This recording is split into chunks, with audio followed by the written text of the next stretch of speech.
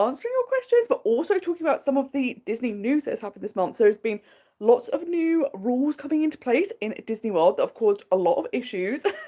Everyone on the internet has a lot of opinions about them. We're going to be talking about the heat wave, the incredibly awful heat wave, and how that has impacted Disneyland Paris. And we're going to be talking about the now infamous Tiana's Bayou Adventure accident, are we calling it? I don't know what we're calling it. The incident? The thing that happened that was absolutely wild. So we're going to be talking all about that. And of course, please do write anything in the comments, do chat, ask questions, interact with each other. It's absolutely wonderful to get to chat to you on these live streams. So thank you so much for spending your Sunday with me.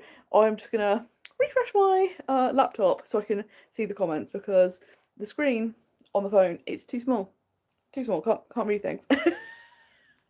So we're going to do that, and then we can see all your lovely comments. But thank you so much for joining us. Hi, how are you all doing? It is great to see you. It's always the best time, the last Sunday of every month, getting to do the live stream. This is taking a little while to load, so I do apologise. But how is everyone doing? How is everyone coping with the heat wave? Today, it has cooled down in temperature outdoors. Still getting the heat out of the house. It's more manageable. But I would love to know how you are all doing, because yeah, it's been intense, hasn't it? It's been a lot. So I hope you have all been coping, you've all been surviving. They've said that in like a week's time I'm having another one, and I'm like, absolutely not. I'm vetoing this, it's not happening. But thank you all so much for joining. And yes, isn't it wild? This seems to have come around so quickly. And I also can't believe it's now half of the year is gone.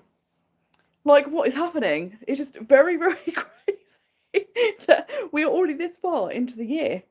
And I still think there's lots more to come, which is very, very exciting. And yes, thank you so much for asking, Tracy. So my shoulder is getting better. The pain is kind of like good now. There's still like issues to do with like sensation and things like that. But they did say if you have anything to do with your nerves, that's just something that you will have for a little bit. So it's not really impacting anything, which is good. It's just every now and then you go, oh, that feels a bit strange. But we can deal with that, and that should get better over time, which is amazing. So thank you so much for asking. This is the thing, isn't it? You can finally now cook and not pass out from the heat. It's been horrendous, isn't it? You're just like, I have to have like anything that requires no heat, very little preparation. I can't be doing anything. I just want to be able to eat things and move on with my life because it's too hot to do anything. It's awful. Hi Liz, thank you so much for joining us. It's fantastic that you have got another Disneyland Paris vlog ready to go, which is very exciting. And I know you were there at the kind of like beginning of the heat wave they've been having in France, and we're going to cover that today. And it was a lot. It was a lot. So I'm very interested to see your vlogs about this. Yes, I'm so glad it's got cooler as well. And like you said, there's just no air, there's no breeze. So even when it cools down a bit, you just can't get any like relief because there's no air. Like you say, you're just like, this is horrendous. And I totally agree with you. It is the one time to be thankful of thinking I'm glad I'm not in Disney, because Disneyland Paris, I feel so sorry for anyone that was visiting, because obviously you plan your trips very far in advance and you don't know these things are going to happen. And obviously this has been a very like bad heat wave. I think UK and France both have had record-breaking heat. And obviously it means Disneyland Paris can't operate safely the way it normally would do. So obviously they had to shut down the rides, parades, character meets that were outdoors, shows, stuff like that. And it totally makes sense, because obviously you want everyone visiting to be safe, and particularly you want the cast members to be safe. And it must have been horrendous, isn't it? Because you can't enjoy things when you're in that amount of heat. And then it also means, because so many things had to close, the things that were open, the indoor rides where you can get like nice and cool in the queue, would have really long queues because they're the only things available. So yeah, I very much feel for people. And it is something, I don't know if you're all thinking this, but it does make me think about, in coming years, being more cautious about booking trips in the more like summer months in case these things happen. because you're like, oh my God, like we've said before, like in Florida, you know it's going to be super, super hot. So you can prepare, but they also are prepared themselves. So they've got the air conditioning, the buildings are all made of like not brick and insulated and all of the stuff like we have. So you can kind of cope. Whereas the idea of going to Disneyland Paris in that sort of weather, I'm like, I don't think I could cope. So it definitely does make me think, like in the future, like I'm someone that typically doesn't go in the summer months anyway, just because I prefer to go when it's like quieter. But yeah, it makes me think, yeah, I don't think I could, I don't think I could do it. It's not the one. It's been absolutely crazy. Alison says it's like Florida, but with no Disney, no aircon, no pool. Which is, that's the thing, isn't it? It's horrendous. You're just like, because this is the thing. If Disney World wasn't in Florida and they weren't set up for air conditioning and all of those things, you would go, oh, that doesn't look like a fun place to go. It seems just very, very hot, very, very humid. But because they've got it all sorted, you're like, this is brilliant. And Disney's there, so you're like, absolutely, I'll tolerate this. I'll tolerate anything. But I don't think I could tolerate Disneyland Paris. I also am curious how good the air conditioning is, because that is something I do like. All of the hotels, apart from Santa Fe, do have climate control.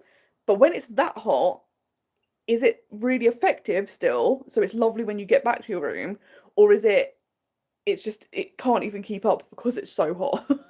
It's just ridiculous, isn't it? It's just bonkers. But Jose said the last few days have been really bad. It's just like you said, the temperature is going down, but it's so hot inside. That's what I hate, because even when the heat wave ends, it takes days and days and days to get the heat out of your house, right? And you're like, this is awful. And there's no real way to kind of get it out of the house. So you're just like, how are we going to do this? But it's just very stressful. But yes, you're 100% right. Florida is absolutely set up for this temperature. And I said this online, and the amount of swear word that I got from Americans was absolutely insane. Because I was saying, if you can survive these heat waves in Europe, you'll be fine in Disney World in Florida in the summer. Because when you're outdoors, it is so hot. But you have fans, you do those things. But then the second you're inside, you have glorious air conditioning. The buildings are made of like MDF or something. They're very thin. They're not like what we have with it. It's bricks and insulation in between like the cavity walls, and which is like trap as much air in as possible. Like, it's so nice. But Americans are just like, no, you don't know what it's like to be hot. You just can't cope. And I'm like, come here, come here. But that's something I do like, is the people that come from hot countries, so like from Florida, from Africa, from Australia, and they're here during a heat wave, and they're like, oh yeah, British people aren't lying. And I'm like, the great humbling has begun, and I'm enjoying That's the one thing that's good about this, and then you can pass it on to your fellow country people that we are not being dramatic. It is awful. It's just horrendous. Liz says, I feel glad that when I went to Disneyland Paris 2 weeks ago, the heat wasn't unbearable. Most of the things were on as normal. I just had a lot of fences to contend with, and that is the thing, isn't it? When we were like, oh, they're doing the construction in the Studios Park, which is now Adventure World, and like Disney Village, like, we'll put up with the construction wars for a couple of years and it'll be over with. It's not over with. I don't think it's ever going to be over with. I think it's going to be continual. It's now going to be like on the map as like an attraction. Like, come see this construction wall. There is a lot going on, isn't there? It's like, what's happening? Yeah, this is a good point. The bricks in their houses haven't had a chance to cool, I guess. And that's the thing, isn't it? Because bricks do hold the heat themselves. And you're just like, what's going on? Like, you can stop that right now. Absolutely outrageous. And I feel like the problem with British houses is they're supposed to be built more for the cold weather. But I'm like, but they're not even that hot in cold weather. Like, the brick that's now won't let go of the sun. In the winter, it's just like, oh, I'm not going to hold on to the heating in the house. Don't do that. That'd be silly. And I'm like, well, no, that's what you should be doing. And then in the summer, cool down. What are you doing? But yeah, it's wild, isn't it? And it's just like nothing you do helps. It's just horrendous. It's so bad. Oh, Stephanie, it's not the one, isn't it? Like, I've read before that the tube is at least 10 degrees hotter than however hot it is outside. To the point where I'm like, is it, like, at some point will they have to, like, shut the tube? Because if you're on the tube and it's the mid-40s into the 50s, that's not safe, surely. Like, that's horrendous. And then you've got everyone on there. There's too many people around, and you're just like, no, because body heat is making it hotter. This is not the one. So I feel so bad because London always gets it so much hotter. Awful. Jose said a few theme parks across Europe closed completely Friday and Saturday. And I think that's the thing, isn't it? It's one of those disappointing things, but I think it's absolutely necessary because you can't kind of expect the people that work there to be in those conditions and it be unsafe, but also you don't want your guests to then be in positions where they're getting unwell and stuff like that. And I know France was saying they had restrictions on, like, you couldn't buy alcohol anywhere because they were trying to reduce the risk of people getting ill from, when you drink alcohol. I think people kind of lose sense of, like, how hot do I feel?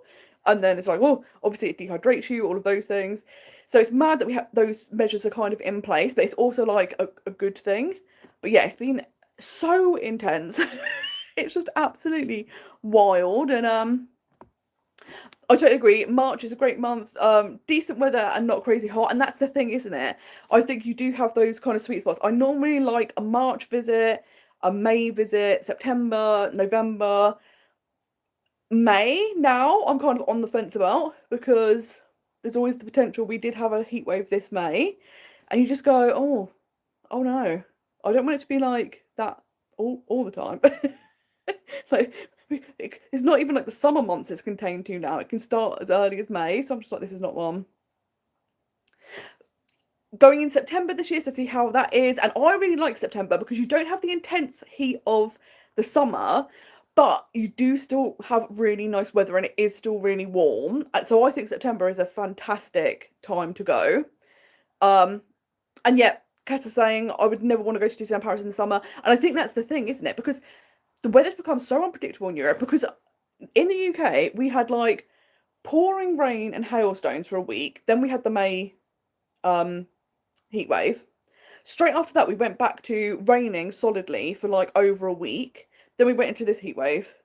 And you're like, okay, so that's what we do now. It's either pouring with rain or roasting hot. And this is the thing, I'd rather it rain. And I'm sure that's a controversial opinion, but I'm like, I can't do the heat. Like, the rain, I can go out in. I can do things. I can't do the heat. It's not the one. It's terrible. Liz says I was shook to see on a TikTok of people paddling and playing in the fountain in the new World of Frozen. And yes, I saw that. But this is the thing, people are like, it's so hot. What are we going to do? Get in the fountain. And you're just like, I don't think that's what that's meant for. But but I do like, I don't know if they did it this time. But I have seen sometimes Disneyland Paris do put misters up. I was there one year in a May when it was very, very, very hot. And they had like misters out. And I was like, oh my God, it was so nice to walk through them. So it's great that they did kind of have some things in place. But obviously, when it's a heat wave, like, France was seeing 44-degree heat. There's nothing you can really do to contend with that. So it's just, it's nuts. Liz also says the aircon is terrible in Sequoia and Newport Bay. I can tell you that much. This is the thing. I feel like if you're there and it's a nice temperature, the air conditioning's fine. If it's super, super hot, I think it's going to struggle because it's not like air conditioning, if you know what I mean. So, and this is the thing, like, when I go to Florida, I do the hack where they let you set the temperature, but sometimes I don't find it cold enough, so you can actually override it. So I always do that. It's only like a few degrees extra, but sometimes that could be nice. So I don't know if there is also a hack like that for Disneyland Paris, because that would be helpful. We're like, I need this much colder! And yes, Jose says Florida is better prepared because of the air conditioning everywhere and it's easier to get water all around. And that's the thing, isn't it? Because this is the thing that we need our US pals to know. Florida, like, in its position on Earth, is on the same kind of stretch of Earth as North Africa. The UK is online with Canada. We're not meant to be having these sorts of temperatures. So, like, yes, we get that you're from a hot place, but you're near the equator, so you're expected it to be hot. And also, like, you've always lived there, you've always used to that climate, therefore your entire infrastructure is built around that. Our infrastructure is not built around that. Like Stephanie was saying, everyone's dying on the tube. Buses, forget that, horrendous. The houses are trying to literally incinerate us. Everything is the enemy. It's no good. And also, we get really long days because we're further north. Like, the sun rises here. I can tell you the sun rises about 4:30 in the morning because I've had no sleep for the past week. So I've been up every day seeing the sunrise. And it doesn't set till like 10:30. So you have such a long period of time as well with the sun being out. And it's just like, oh gosh. So there's so many factors that go into why it's been so difficult to deal with. And you know, in the UK we had maybe 4 or 5 days of terrible, terrible heat. Whereas France, the heat wave went on for significantly longer as well. And it's just like, oh God. And I did see some places, not in the UK, but some places were setting up like call centres. So if your homes were really, really hot and you and your animals needed to go somewhere to cool down, they were setting up designated places where it's like, these places are cool, they have air conditioning, people can come just to sit in here for a while to cool down. So I'm like, maybe we need to start doing that in the future because that sounds amazing. I would pay to go to one of them. But oh my God, it's just been horrendous. And the other thing is, so I can't regulate my body temperature. So if I get too hot, I have seizures. And this is one of the main concerns because my house, the coldest room in my house was 33 degrees. And you just can't cool it down. And like you say, you have fans on, they're just blowing hot air around. And you're just like, I'm feeling ill now from this. But I also have run out of things that I can do because you're using like the cooling towels and you're doing all the things you're meant to do to try and cool down. None of it's working. And you're just like, it's just absolutely dreadful. It's so bad. Babyfish Mouth says, I've been to Disneyland Paris in 36-degree weather and it was difficult. I had to have a dual fan on all day and even restaurants were quite warm, like agro bars. I had to have fans just to eat. And that's the thing, isn't it? Even places that have air conditioning, it doesn't necessarily compete with the weather because we're not used to it being that hot. So it normally doesn't have to compete with that sort of weather. So it's just, oh, it's awful. And Jose said, I can feel I am Dutch when I'm in Orlando. I always get sick in Walt Disney World just because you get from hot to cold all of the time. And that is something I would say. Sometimes the air conditioning can be too strong in Orlando. And then, like you said, you're sat in a restaurant and you're like, I'm actually freezing now. Like, I'm shivering. I need, like, a layer on. And you're like, this is too much. So when you can have it, like... I have noticed that my last 2 trips to Disney World, they have seemingly turned the air conditioning down in some places. So it's not as intensely cold as it was. But in some ways, it's kind of nice because, like you say, going from one extreme to the other is definitely not healthy for you. It's bonkers. The heat wave is crazy, 37 to 38 degrees in the Netherlands, and it's wild, isn't it? It's just, that's ridiculous temperatures. And I think most countries have hit record highs, isn't it? Like hottest ever days, and multiple days in a row, it keeps breaking the record. And I'm like, this is not a record we want to beat, guys. It's just not.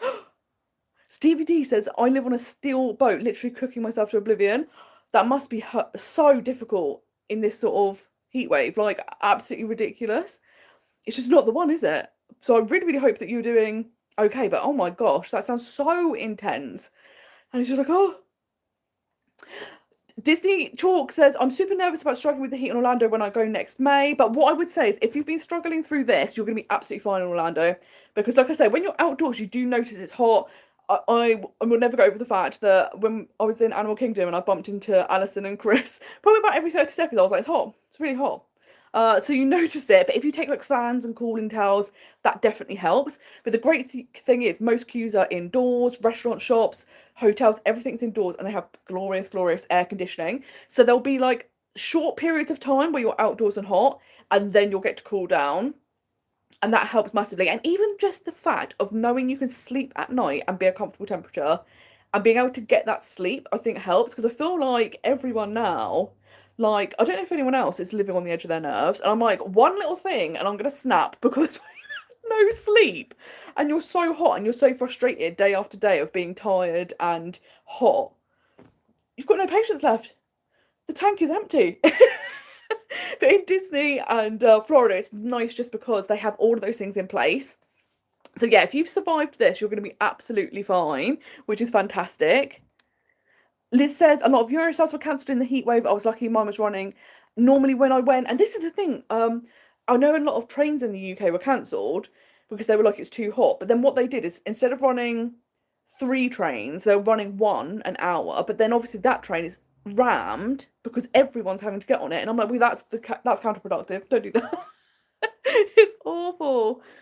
I work in a nursery in an old building, and all the children stuck inside due to the heat has been completely unbearable. And this is the thing, isn't it? Like, I think genuinely we're going to have to, as countries, start working out what we're going to do, because this has become the new norm, isn't it? Every year we have multiple heat waves. And like you say, like having little kids being super, super hot indoors, like, do we start having like a maximum temperature for schools and nurseries and workplaces? Because like you can't be expected to function. But it's also that thing of, you know, it can make people ill being this hot, and it's so frightening, isn't it? It's really, really scary. Yep, you've said inside our home, and we have a new well-insulated house. It was 28 degrees for the past few days, and that's the thing, isn't it? It's absolutely horrendous. My house was 33 degrees in the coldest room. I've had to sleep downstairs for multiple days because I can't even go upstairs. Like, it's genuinely like, what are we going to do going forward? Because I can't be doing this. And it's so funny, isn't it, that like now to me, I'm like, oh, Florida weather's a breeze. I can do that, that's fine. Whereas, like you say, normally you kind of go, right, I've got to build myself up, get mentally prepared for the heat. And now I'm like, no worries, it's all good. It's going to be amazing. Listeners, I actually always have 1 or 2 summer trips in Disneyland Paris. It's my favourite time to go. I love the parks that open 8 till 11 p.m. 8 a.m. obviously. And I can get to go in an outdoor pool in the afternoon and wear shorts all day. And that's the thing, isn't it? Like you said, there are some great benefits of being able to have like a nice time relaxing in the swimming pool, and you can have those breaks because the parks are open so long. But yeah, I always try and avoid people, which is why I never go in the summer months. But yeah, I think now I'd be so cautious, because it's also that thing of like, the thing that's been most stressful for me is the cats and how they're coping. And luckily I work from home, so I can be indoors doing everything I can to keep the house cool. Because my problem is I have a conservatory, which, whoever designed conservatories, what were you thinking? Because they're freezing cold in winter and unbelievably hot in summer. There's no use for them. They're awful. But we have to have the back door open the whole time, because if the conservatory is shut, it's absolutely unbelievable. It's so horrendous. So it's that thing of like, I'm also worried if I go away, stuff like that won't happen, because my dad does move into my house to look after them, but obviously in the daytime he's out, he's came from my grandparents, all of these things, like he can't be here all the time. So I'm also nervous about like, oh, it's even stuff like next month I'm going to London to see Beetlejuice, the musical, which I'm very excited for. I've been waiting for it to come to the West End for years. But it's that stress of like, is it going to be okay, or is it going to be a heat wave?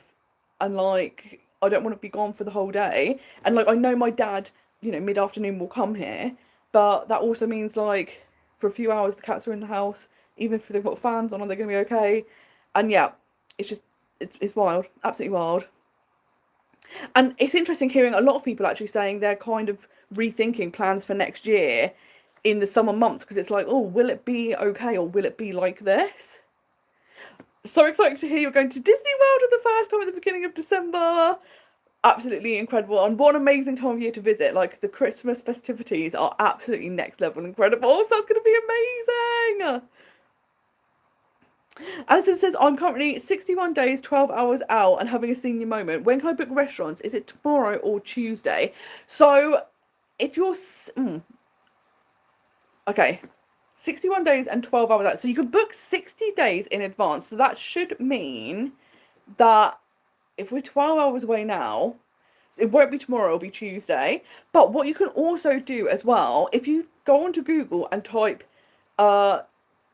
60 days before and then the date you check in, it will let you know 100% what that is. But yes, it should be Tuesday, but that's very exciting that your trip is getting so close now. And I love it when it gets to the 60-day day. It's so fun booking dining.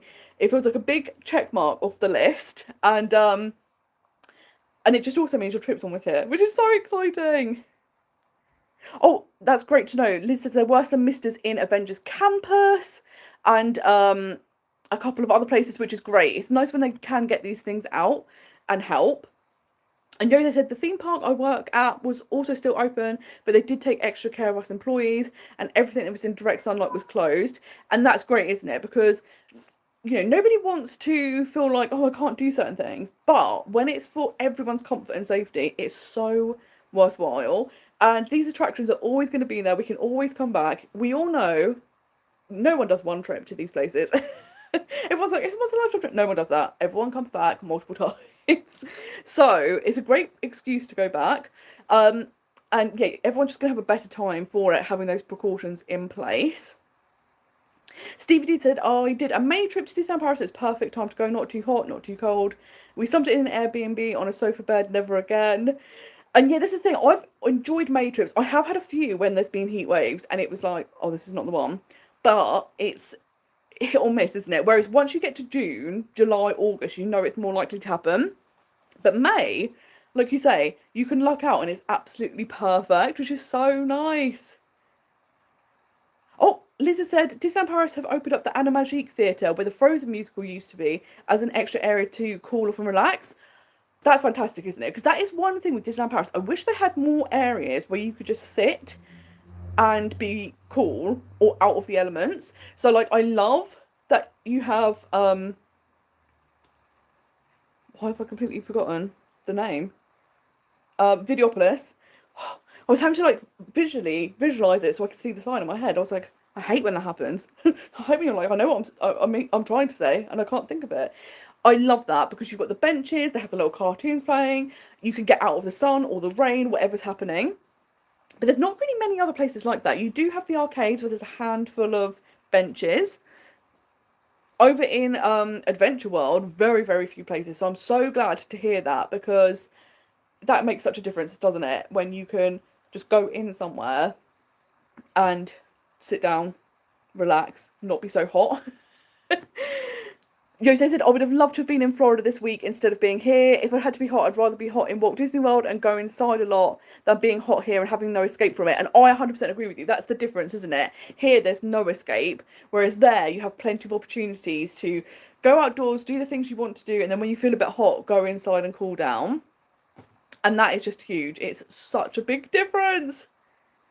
So yes, Cass, I was using these cooling towels, and basically what you do is you put them underneath a tap under cold water, wring them out, and then you shake them to activate them, and then they stay quite cool for quite a while. So it can be really nice, like around your neck, or like I was using two, so I had one around my neck, one on my head. I looked like, if you've ever seen documentaries of people that are like trekking through the Sahara, that's what I looked like. It was ridiculous, and I was just sat indoors. I was also using them on my cats. Coco would not tolerate it at all. Jaffa would tolerate it for a bit, and then he'd get up and be like, get this off of me. But they do help a bit, which I thought was good. Anything that can help is worthwhile. Jose said, I still feel weird that I had my windows open when I went to sleep and closed them when I woke up. It should be the other way round. And that's the thing, isn't it? It does feel so strange. But it's that thing of knowing I can't physically have the windows shut. The air has to go somewhere. We have to at least try and cool down. Which is just the worst. Management basically just wanted us to stick them in front of the iPad, especially in the afternoon, and refused to close. Yeah, no, that's just horrendous, isn't it? It's just like... And it's the worst when management aren't doing things to help their employees and make everyone more comfortable. You're just like, guys, come on now. What are we doing? Just crazy.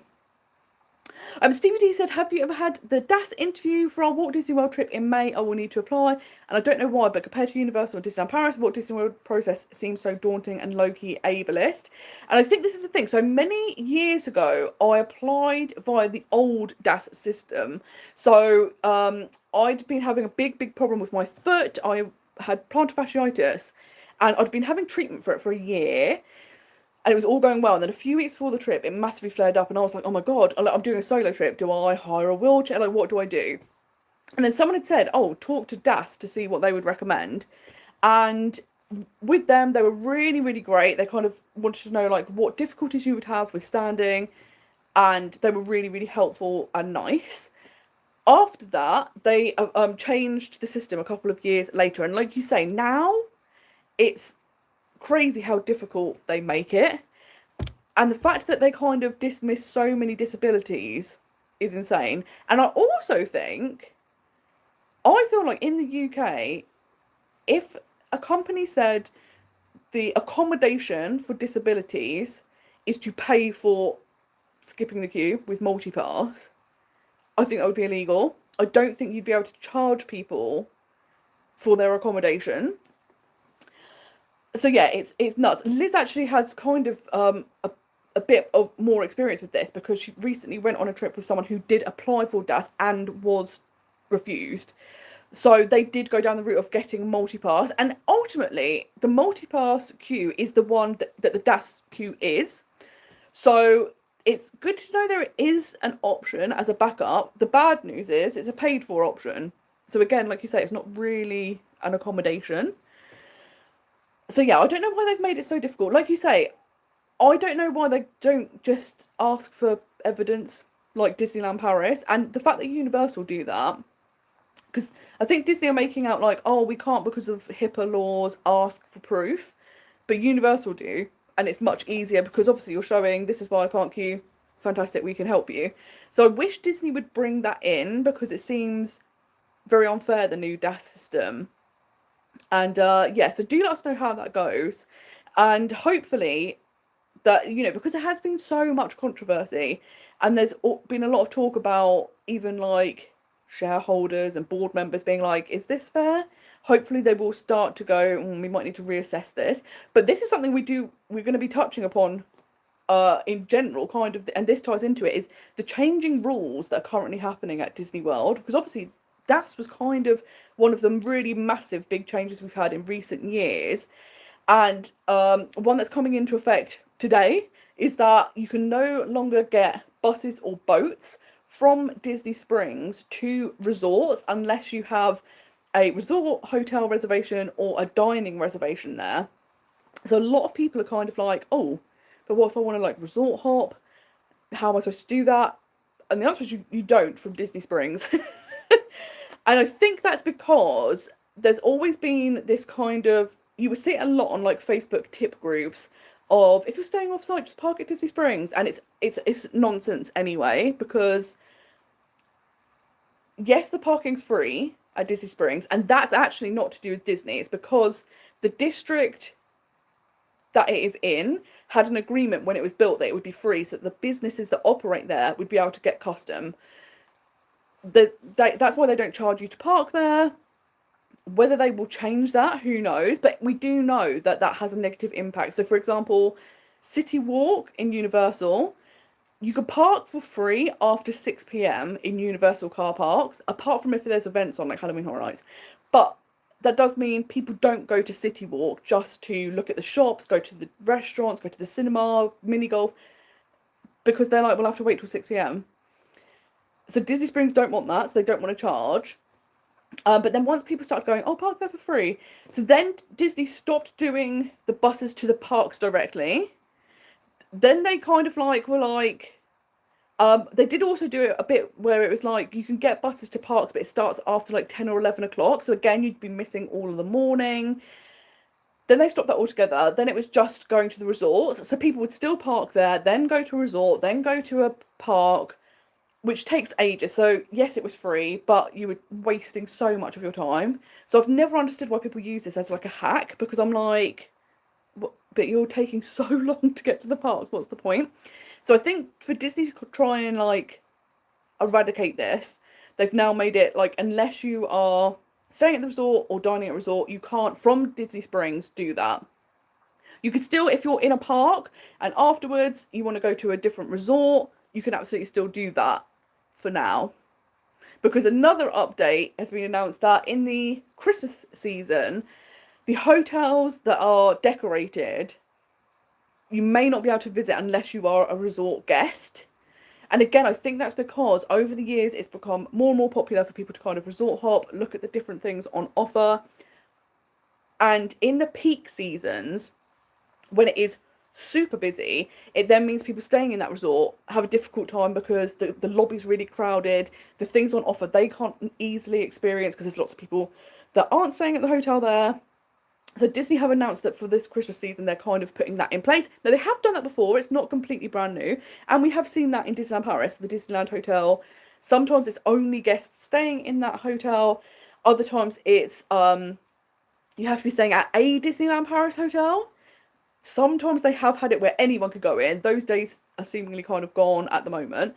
So it seems like Disney World are also doing that. So I'd love to know what your opinions are about the buses, the resorts. Now, I do think there is a bigger problem with the resorts in general because people are taking the mick, ironically, a bit, I would say, because there's a lot of people that have been staying off site, so not even at a Disney hotel at all, and they will come to the resort and they will go in the resort pools, which I would never in my entire life think about going to a hotel's pool that I wasn't staying in. And so they have over time made it that you now have to scan your ticket or like your card or your magic band to get into the pools, etc., etc. And I think ultimately it all comes down to people have just been kind of taking the mickey a bit, and Disney having to clamp down on don't use resort pools, don't crowd up hotels, and you know, if you're not staying there, don't park in Disney Springs and try and get around for free. And it's that thing of some people are saying, but if people can't afford to stay at Disney, they should be able to still be able to have these experiences and maybe it will inspire them to stay there in the future. Other people are saying if you've paid a premium, particularly at deluxe resorts, you should be able to use your amenities first before outside people can. So what do you think? What do you think about it? Do you think they should restrict it? Do you think they should not? I think it's super, super interesting. I think my first feeling is that if people are paying a premium to stay somewhere, they should be the people that get to benefit the most from it. And obviously, when you go to Disney, it's so exciting. But when you buy a ticket, you're buying a ticket to go to the parks. It isn't access to everywhere else. And I think Disney have been so good at allowing people to go absolutely anywhere and have that kind of Disney magic. But as we know, people love to ruin everything. We can't have nice things. Because there's always a small percentage of people ruining it. And I think that's what's happened. It's become too much of a nuisance now. So they're trying to reel it back in. I think the problem is when things have been happening without consequence, that becomes the norm. So when it gets taken away to how it should have been in the first place, people then are like, oh, this is unfair. But it's like, I think it was always meant to be like this. Oh, let's have a little look. Let's go back here. Lucy, hi, how are you doing? It's lovely to see you. She said, I've been grateful to be working from home so I could be there for my fur boy and make sure he was managing. And that's the thing, isn't it? It's so stressful when you have animals or children and thinking about the heat. And you just think, oh my gosh, like it's outrageous. Oh, I was in Disneyland Paris last June when there was a heat wave and it was horrific. That's why I'm going to Disneyland Paris at the end of September this year.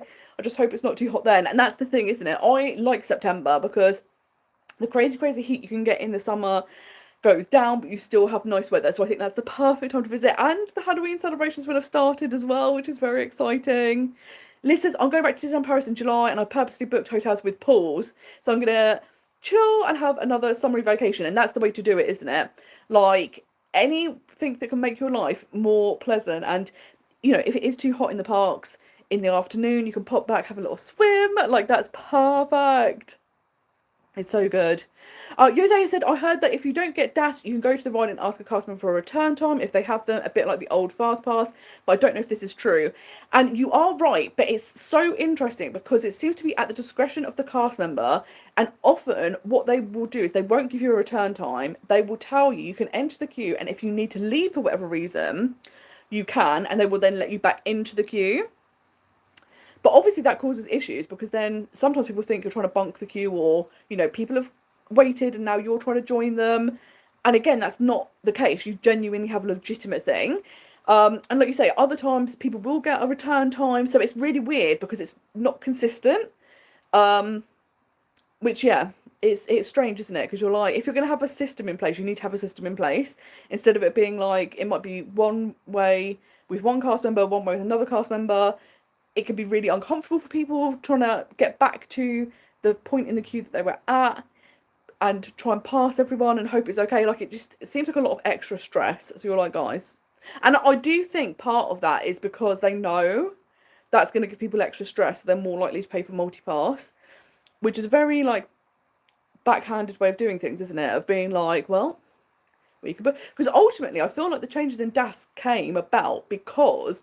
when multipass became so popular, the queues were getting so long. So sometimes the multipass queue was like an hour long. So you just go, that's mad for a lightning lane. But it was like, do we reduce the amount of multi-passes we sell, which would have been a sensible option, but they wouldn't be able to profit off of that? Or do we reduce the amount of people that get to join the Lightning Lane for free because it's an accommodation for their disability, but we don't make any money from those people? And it seems like they went like, oh, let's monetize everyone, which, this is the thing, isn't it? Like, when Disney make decisions like that, and we've seen other decisions where it becomes a bit more about the moral compass of the company, like Abu Dhabi, things like that. I think if it was me running the company, I would be much more conscious of the moral compass rather than the money. But then I'm not a ruthless CEO. So that's the difficult thing, isn't it? I think most people would go, oh, like, are they not worried about how this makes them look? Like, why are they kind of taking money over these things? But then I feel like to become like CEOs of massive corporations, you're probably a little bit of a sociopath. Like, being able to make these decisions that have massive impacts on people and have to be okay with it and not really bothered. I think there has to be something within you that's like, most people don't have that naturally. So I'm like, I don't know what we're doing, guys. Yes, DVD, I think that's such a good point. My fear is how late you apply for DAS once you've already booked everything. And you still might get rejected. And that's the thing, isn't it? Because it is so close to your trip. It's not like you can then go, well, we're not going, because you're committed at that point financially to going. And again, it's like, is that kind of a shady move by them? That they know people will then go, well, we've got to buy multi-pass, like we have no option. So, yeah, it's just crazy. This Kerry says, can you use the buses from Disney Springs with any Disney resort reservation? So if you had an All-Star, could you go to Grand Floridian? So the answer is no. So if you're at Disney Springs, you'll be able to get on the bus to the resort that you have a dining reservation for or a hotel reservation for. And they will kind of scan your magic bands or passes to check that. So yeah, from Disney Springs itself, you will not be able to get to the resorts unless you have a dining reservation or hotel reservation for that specific resort. So that is like a big piece of news because it is a big, big change up. However, if you're in a park, you can get on any of the buses at the moment. I don't think they're going to change that to be a thing that's across the board all the time. I think it's literally just because of this Disney Springs parking issue. That's why they've started doing it. The big thing everyone's talking about is beignets, because obviously a lot of people go to Port Orleans from Disney Springs via the boat, and you're not going to be able to do that anymore. So it could be if you're in a park and you really want some beignets, you can hop on the bus over to Port Orleans, get them that way, but obviously it's maybe not as convenient to do it that way. So yeah, it's going to be interesting to see. And this was something that Disney had done for very busy periods of time. So this isn't like a brand new thing. However, it seems to be from today, it's going to be a permanent change. But again, I think it's just these people that have been kind of parking at Disney Springs and doing what they want. And they're like, we don't want to charge people to park at Disney Springs because they've got this agreement with the businesses there that won't be a thing. So yeah, it does make things a bit more tricky, a bit more planning needed. Liz says, my friend had a walking aid in Walt Disney World, and because of that we got put in the disability fast entrance of Big Thunder Mountain and a couple of other rides because the queue was not accessible. And that's really great to hear that there were still accommodations being made. So even if you don't have the DAS pass, sometimes they will be able to go, this person obviously needs assistance, let's do that. But yeah, it's so difficult, isn't it? Where it's so hit or miss. You just don't know what you're going to experience, which is wild. And like you said, it just adds to the stress, isn't it? In the build up to your trip, you should be getting excited instead of thinking, what's the experience going to be like? Lucy said, my favourite resort is Port Orleans French Quarter, and I'm definitely happy with the new rules. And yes, I think this is the thing, isn't it? I think for resort guests, it is kind of like a great thing because you're going to get to enjoy your resort and the amenities that you've paid for. And I think that's the thing. There's been a lot of talk about the Christmas time rule of, will only people, say you want to go to the Grand Floridian, although RIP the gingerbread house, that's not coming back, so you won't be able to go and experience that this year. But say you wanted to go there and look at the Christmas decorations, do you have to be staying at the Grand Floridian? My understanding is that if you are staying at a Disney World resort, you will still be able to resort hop. It's more so people that are off-site won't be able to resort hop in these key periods. Now, that could change, or I might have misunderstood that, because we do know places like the Disneyland Hotel and Disneyland Paris, they do it where it's just specifically guests of that hotel only. They do fluctuate. So busy times of year, it will be guests only. The rest of the year, if you're staying at Disneyland Paris Hotel, you can go there. So Disney World might take that route, but I think they're probably just testing this at the moment. Like, in peak season, do we restrict it just to anyone staying at a Disney World hotel? And again, it's that thing of, if people are paying a premium, then like they should ultimately probably get the benefit of that premium. And I think that's the thing a lot of people are saying, but I should be able to do kind of anything at Disney. But it's that thing of, if you've bought park tickets, you get access to the parks. It's even like we've had it, me and Liz went to Legoland, and we did manage to get into the hotel. And we had some little lunch there and stuff, but it is, I think there are times where you have to be a hotel guest to get in there. It's not a given that anyone can always go in there, or you have to have a reservation for the restaurant. So it does seem like it is a thing that other people do, but it's just Disney World kind of introducing it now. So yeah, it's very interesting to see, like, it's very divided. Like, people are either like, oh no, I think this is great that the resort guests are going to get priority for the things that they've paid for, and then there's other people being like, but I want to be able to do whatever I want at Disney. And it's just like, I don't know if we could do that anymore. Oh, because it's that thing, isn't it? It was fine until people ruined it. And like I say, the people using the pools has blown my mind, because I think it's mad when people used to pool hop into different Disney resorts instead of their resort they were staying in. I always thought that was mental. I was like, are you allowed to do that? I'm definitely sure you're not meant to do that. But once you start hearing that people that were staying off-site were doing it, I was like, the audacity. I could never. I would feel like I was a criminal. I'd be trying to sneak. I couldn't do it. I couldn't. It's not in me. But then that's the thing, isn't it? When people start doing this, and then, like I say, people will, I mean, go on to like Facebook groups and be like, oh, I did this and you should do it. And it's like, no, I don't think you should do that. So then it catches on and people start doing it, and you're like, I don't know, this is not the one. Liz says, we stayed at Port Orleans French Quarter in November, and the boats were packed to and from Disney Springs, also the quick service and beignet lines, and I'm sure it was non-resort guests, so I'm glad it's changing. And I think that's the thing, isn't it? Like, the buses and boats do have capacity. So when there's so many people trying to go to resorts to have like a little look around or a snack, it means that people that are staying there that want to rest and are trying to get back to their room because their feet are about to fall off can't get there. So that does become an issue. This is amazing. Lou has said, as someone who's going next November, I'm glad they've introduced it, especially as I'm staying at Port Orleans French Quarter for 2 weeks. And yes, this is the thing, isn't it? It is great that people are going to be able to kind of just relax and enjoy their resorts and everything on offer, and not have to fight their way on the transport and stuff like that. So I think genuinely the two camps are people that stay at Disney are for this because they get why it's been introduced, and people that don't stay at Disney, they're against it because they feel like they might be missing out on part of the magic. But obviously that's part of the reason you're paying to stay at a Disney resort, is the access to that magic. So yeah, it's mad, isn't it? But I do think we live in like quite an entitled world now. Like, people want what they want regardless. Like, I saw this thing the other day and I was just like, I can't believe this. These people, it was the lady's birthday, and they bought tickets to go to a comedy show, and they bought front row seats. And they got there and there were two people sat in their seat, and they were like, oh, I think there are seats. And they were like, oh, but it's our anniversary. And they were like, oh, okay, but there are seats. And they were like, so you don't want us to have a nice anniversary? And it was like, what? And they were like, you could sit in our seats, they're in the back row. And they were like, but we paid for front row seats. We're also celebrating a birthday. But even if we weren't, there are seats. And I'm like, what is going on with people? We see this online all the time with the plane seats. People expecting people to move out the seats they've paid for them.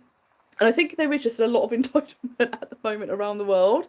And Disney are kind of trying to counteract that in a way that maybe people aren't happy with. Hi Chris, lovely to see you. Thank you for joining. And I love that you're looking forward to the California sun. And it's fantastic that it's not much longer until your trip now. And I think September is going to be an amazing month to visit because, you know, California's going to have lovely weather that time of year. The Halloween celebrations are going to be fantastic. So it's so exciting. It's almost here now. Hi, Anne-Marie. How are you doing? Thank you for joining. Oh, thank you so much, Lou. It's so lovely to see you doing live. Any trip news to Disneyland Paris or Walt Disney World you can share? Love watching your week trip on a budget. And yes, so Disneyland Paris, I'm going back at the end of September. So the Halloween season will have just started, which is so exciting. So that's going to be really, really lovely. I'm going to be staying in a hotel I've not stayed in before. It's going to be off-site again, but I'm really excited to try it. The problem is, I loved the Moxie. I could stay in that hotel every single trip and be happy. I loved it. But I was like, I do want to try other places just to see what they're like. But then I'm like, but I found the hotel. I found it. I don't need any more. But it's going to be so nice to be back for the Halloween season. Something I like about the Halloween season is you get a great blend of Halloween, but also a normal trip. Whereas I think Christmas is the best time of year to visit Disneyland Paris. However, when I go, I very much focus on Christmas because there's so many Christmas things to do. Your entire trip can just be all the Christmas stuff. And then I focus less on the rides and stuff. Whereas Halloween, you've got some Halloween funness, but then you've still got enough time to do all of the other things as well. So I'm very much looking forward to that, which will be so, so good. And then, yes, 2 weeks ago, I did a little video announcing I'm going to Disney World for my 40th birthday in January, which is so exciting. And it's next week, it's going to be 6 months until I'm there, which is very, very wild. So cannot wait for that. And it's going to be so nice to do a split stay between Universal and Disney again, because I haven't done that for a really long time, and I cannot wait to go to Epic Universe. Obsessed. Absolutely obsessed. Like, I think it's going to be so good. So yeah, it's just going to be so much fun. Yo said, I think the American corporate mindset is different from most European countries. I think it is more every man for himself because it's more individual mindset. And I do think that is part of it, isn't it? We do know that it is much more kind of like individualist in the US. And there's some things that can be great for. And then there's other things where you're like, oh, that's not as great for, because ultimately, if you live in a society, you do have to have some cohesiveness. And but yeah, I think it's that thing, isn't it, of like, if I want something, I should be able to have it, and I'm gonna go and do that. And it's just like, oh, no, you can always do that. It's nuts.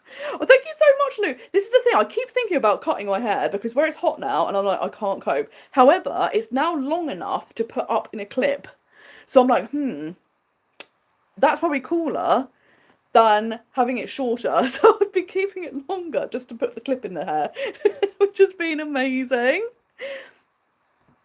Oh, this is a great question. When does Christmas start at Disneyland Paris? So it's normally mid-November. I know for Disney World they've announced the dates yet, and I don't know if Disneyland Paris they've announced the official date, but it's normally the middle of November. What I would say is they do stagger when things start. So if you go the first couple of weeks, there'll be some Christmas things on, but not all of them. If you go towards the end of November, which is what I love, because the prices are better and it's not as busy, most things will be happening, but there might be one thing that isn't happening. So when I was there for Christmas, everything was available to enjoy, apart from Tinkerbell's, what do you call them? Like I was going to say, it's not a countdown. Do you know what? I am struggling so much with not remembering things. It's become a real problem in the past couple of months. And I'm not going to know what this word is. Nativity, not nativity. What is it called? Where you open the little calendars and you normally have a chocolate in it. I can't believe I can't remember what this is called. But this is Tinkerbell. So every day she will open a little box and there'll be a little show. And that's going to drive me mad that I can't remember what that's called. But that didn't obviously start until the 1st of December. So I would say if you want all of the things, go in December. If you're happy to have almost all of the things, go at the end of November. That's the sweet spot. If you go at the very beginning of the season, it's probably the quietest, but you will miss out on some of like the key things. So that's good to keep in mind. Yes, it's so nice to hear everyone's plans, isn't it? It's just so much fun to hear where everyone's going, what they're excited for, what time of year they're going. It's wonderful. An advent calendar. Thank you, Jose. I love that as well. English is not your first language, and you're like, I will help this stupid woman out because you can't remember what words in her own native language. That's amazing. So yes, Tinkerbell's advent calendar, it looked super, super fun, but it was one of those things that even though I missed out on it, I was like, I'm glad that everything else was on offer because it was absolutely wonderful. Hi Rob, how are you doing? Yes, the heat is just not the one, is it? It's just being absolutely ridiculous. It's outrageous. We need to put in like a petition to stop the sunning. It's no good. Oh, I love that everyone's like, it's an advent calendar. And I'm like, oh, this is a good thing. What I need now is for every second of my life to everyone be there. So when I do this multiple times a day, you'll be like, it's this word. And I need the help. I can't cope anymore. Oh, this is a great question. Have we got the blackout dates for 2027, 2028 as I want to have the bronze pass to use for the trip? And they haven't released that yet. They don't release it for quite a long time. But what I would say is if you look at the blackout dates for this kind of current calendar, it would typically be the same. So the bronze pass, if you have bronze 1, then it will be weekends and school holidays that will be blacked out. If you have bronze max, it will be the school holidays that are blacked out. You should be able to do weekends. So yeah, I would have a little look. And it should be roughly the same next year, which is good. Hi, Donna. Lovely to see you. Thank you for joining us. This is a great question. Thoughts on the new animatronic over at Pirates in California? And I think this is a great question because do let us know if you have seen this because they've literally unveiled it. I think it was yesterday or the day before. We've seen lots of videos now.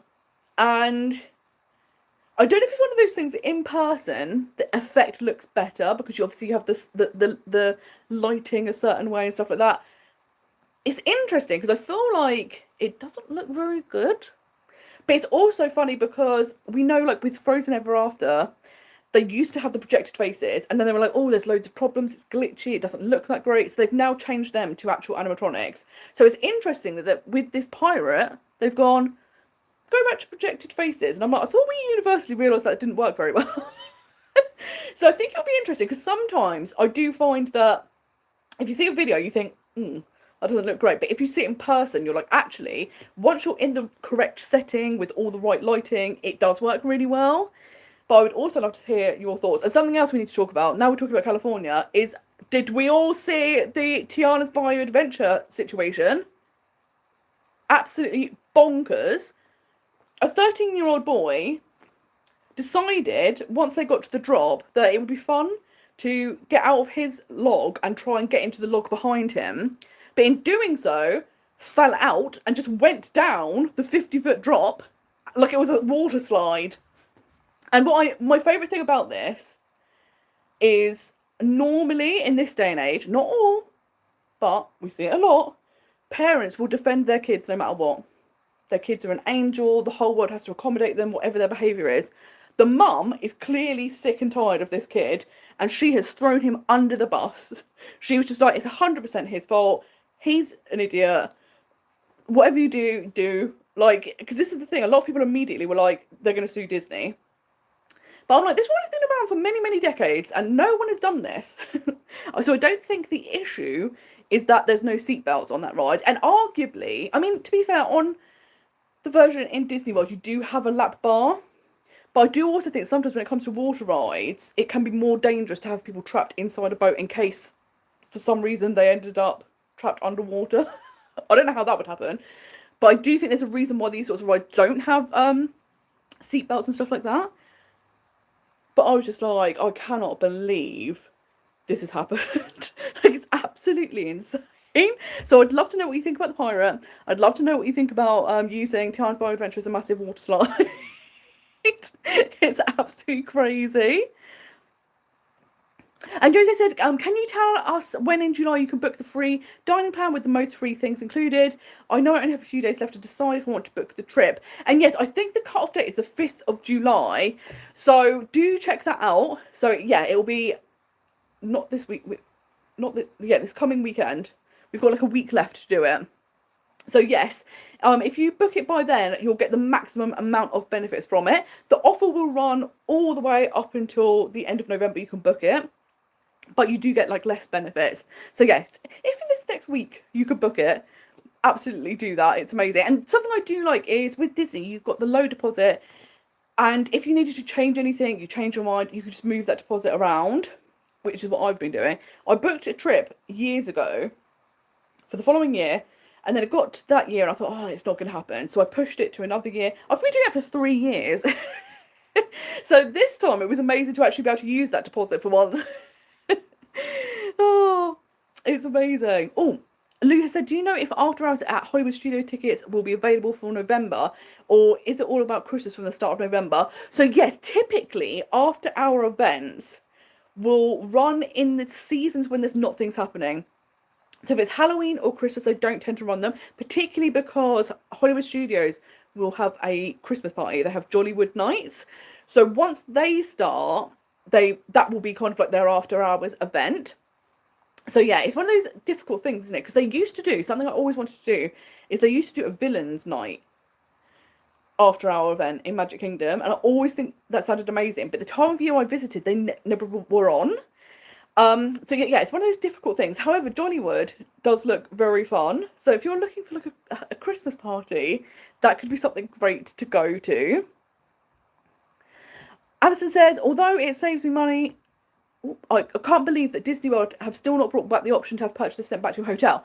And that's true, isn't it? Because that would be so handy instead of carrying things around all day long, particularly if it's like bulky things or delicate things. I think it puts people off buying them, like you say, because you're like, I don't want to carry that around all day. You know, if it's in a shop on the way out, fine. But if it's like at the back of the park and you'd have to make a specific visit to there, I think people just don't buy the things. So I am surprised as well that they haven't done that, because it's such a great little park and it's so easy to kind of, well, I say it's easy to implement. It's probably quite logistically complex.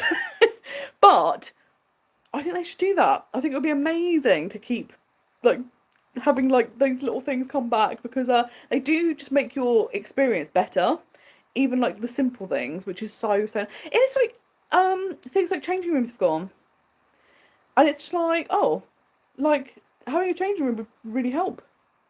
And it's really interesting that they basically almost don't exist anymore, and you're like, oh guys, like little things like that make such a difference. It's wild. I thought I'd also quickly jump on to some of the questions that were sent in, which is so exciting. And one of them from Molly Ellen was lovely. And the question was, what are your cats' names? This is the thing. I was surprised neither of them have made an appearance so far. But I have a big ginger boy, and he's called Jaffa, like a Jaffa cake. Interestingly, a lot of people think his name's Jasper. And I think that might just be the way I pronounce his name. And people hear Jasper. But it's Jaffa, like a Jaffa cake. I actually I brought him home on Halloween, and I was thinking, what names, thinking up all these different names. And then my dad had said, because he's obviously orange, my dad had said Jaffa, like the Jaffa oranges. And I was like, oh my God, Jaffa's such a cute name. So we went with Jaffa, and then my little tortie cat is called Coco. And yeah, they're just so cute. But I felt so sorry for them in the Heatwave, because, I mean, they've got fur coats on. How are they coping? It's just absolutely horrendous. It's no good. And this is a great question from Rob, asking, what did you think of Toy Story 5? And again, I'm going to try and keep this spoiler free, because if you haven't seen it yet, I don't want to spoil anything for you. And if you have seen it, I'd love to know what you think, spoiler free as well.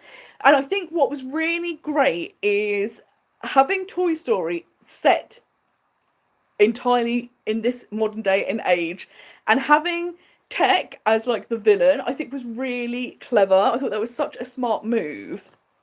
And it's one of those things, I don't think it's my favourite Toy Story film I've seen. I do think like the trilogy was the classic. I'm not someone that like hates the fact they did 4 and 5. I always think of it as like the trilogy, and then you've got extra films that kind of expand the story. I didn't hate 4. A lot of people seem to really, really hate 4, because I quite liked a lot of the characters, like obviously Forky, Duke Kaboom, Combat Cole, love all of these people. And so that's the thing, I'm like, I don't even know, I don't want to say it, because like, to be fair, I've only watched Toy Story 4 when it came out, I haven't watched it again. But I was like, I think maybe I did enjoy Toy Story 4 more. Which sounds nuts, because everyone's like, a lot of people have been saying Toy Story 5 is one of their like top 3 Toy Story films. And I did, yeah, I loved the idea of Tech being the villain. It was great to kind of like have Jessie have her moment. A lot of the other characters are sidelined. This is very much a film that focuses on some of the toys from Toy Story, and the others kind of barely feature. So again, I think that's probably why I liked Toy Story 4 a bit more, because I felt like it was more like an ensemble. But I'd love to hear what you all think. And actually, Chris had a great question, which was, which element from Toy Story 5 should be in the Disney parks? And there was two that I was thinking of. I was thinking one, Lilypad, who is the tech villain. I love the idea of Lilypad like being around the park giving you information. I think that would be hilarious to kind of incorporate her, giving you tips and advice. But you know, she's also the villain. So it's like, if she's in the parks, then suddenly she's really helpful and everyone loves her for it. But something else, and there's something else that I think Disney could easily incorporate, and I don't want to say what it is because I don't want it to be a spoiler, and I don't think it spoils anything in the film at all. But if you don't know it's going to be in the film, I don't want to like you'd be like, oh well, I knew that was coming. But there's something that is in the film that they could easily incorporate into nighttime shows, particularly somewhere like Disneyland Paris, and I would love that if they did that. And I'm hoping, if you've seen the film, you know what I'm referencing. But I also think that could work really well. And I'm assuming that is going to be made into a piece of merch. Because if they aren't, that's mad.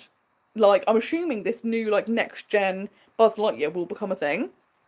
But, yeah, it's just very, very interesting to see how it went.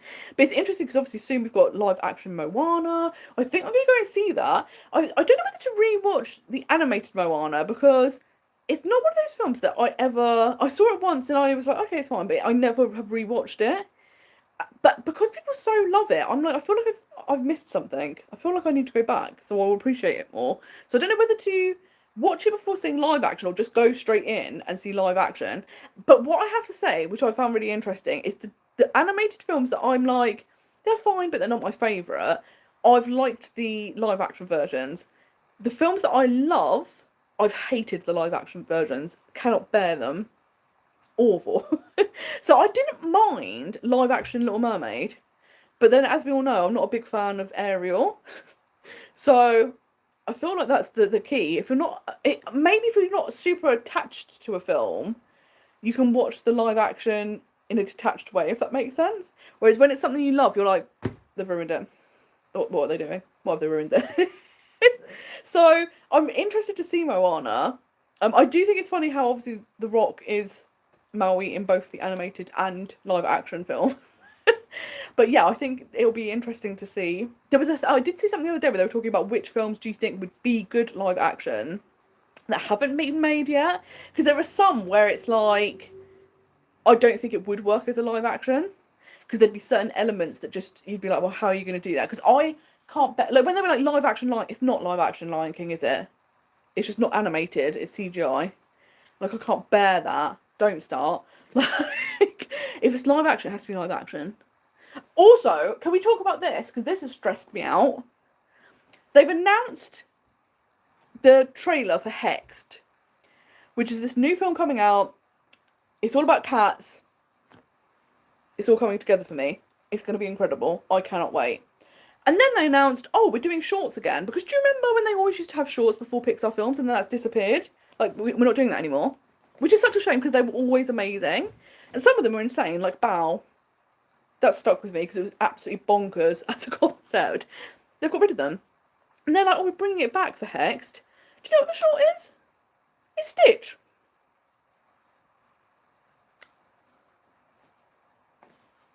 And I was like, what?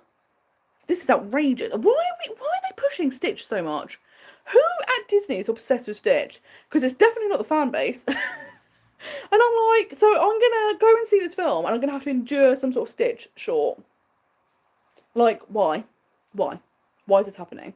Absolutely outrageous. Cancel it immediately. You shouldn't bring shorts back. If this is what you're going to do, then don't bring them back. I'd rather not have shorts anymore. Like, I was just like, this is outrageous. So I'd love to know your thoughts on this because he's got to be stopped. We cannot be having him take over literally everything. It's horrendous. Ooh. Oh, this is a great question because we've been talking kind of about this. Fraser asked, what would you like to happen this Halloween season? And this is super, super interesting because what you do find typically is in the parks, the Halloween seasons look similar each year. And it's interesting because it's like a double-edged sword. On the one hand, because what they do is so good and so popular, they want to make sure that people that have never been before get to have the experience that they've seen. Because obviously, when you've seen something, you're like, oh my god, I can't wait to see that parade. If you then go and they don't have that anymore, it's really disappointing. However, the problem is, if you've been once, twice, 3 times, you're like, okay, well, I've done this now. I don't need to keep coming back to this because it's the same every year. So I do think the idea of switching things up is really great. So I love this question. Something I would say is amazing. Oogie Boogie Bash can't have their traditional Halloween parade this year because of construction. So instead, they're having a Madame Leota seance, and it's going to be all different characters from Haunted Mansion. And I was like, oh, roll that out everywhere. Immediately. I need that absolutely everywhere. I think that's fantastic because people love Haunted Mansion.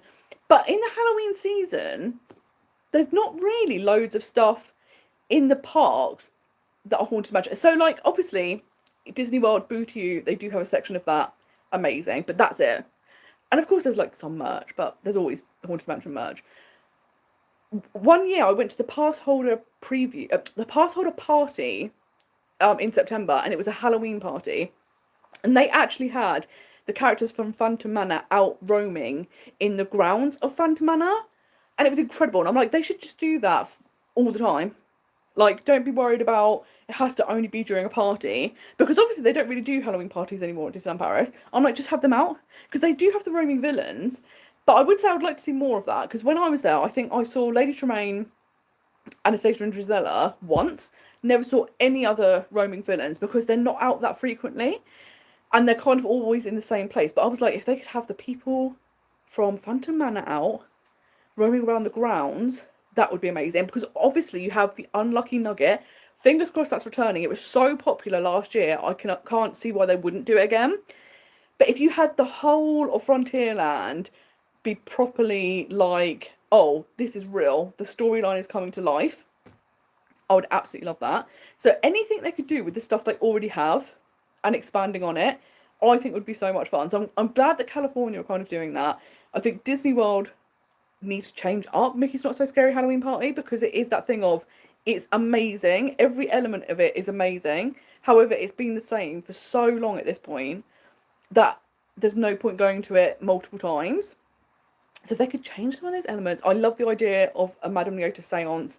I think it's absolutely fantastic. They've got to do it. They've got to do it.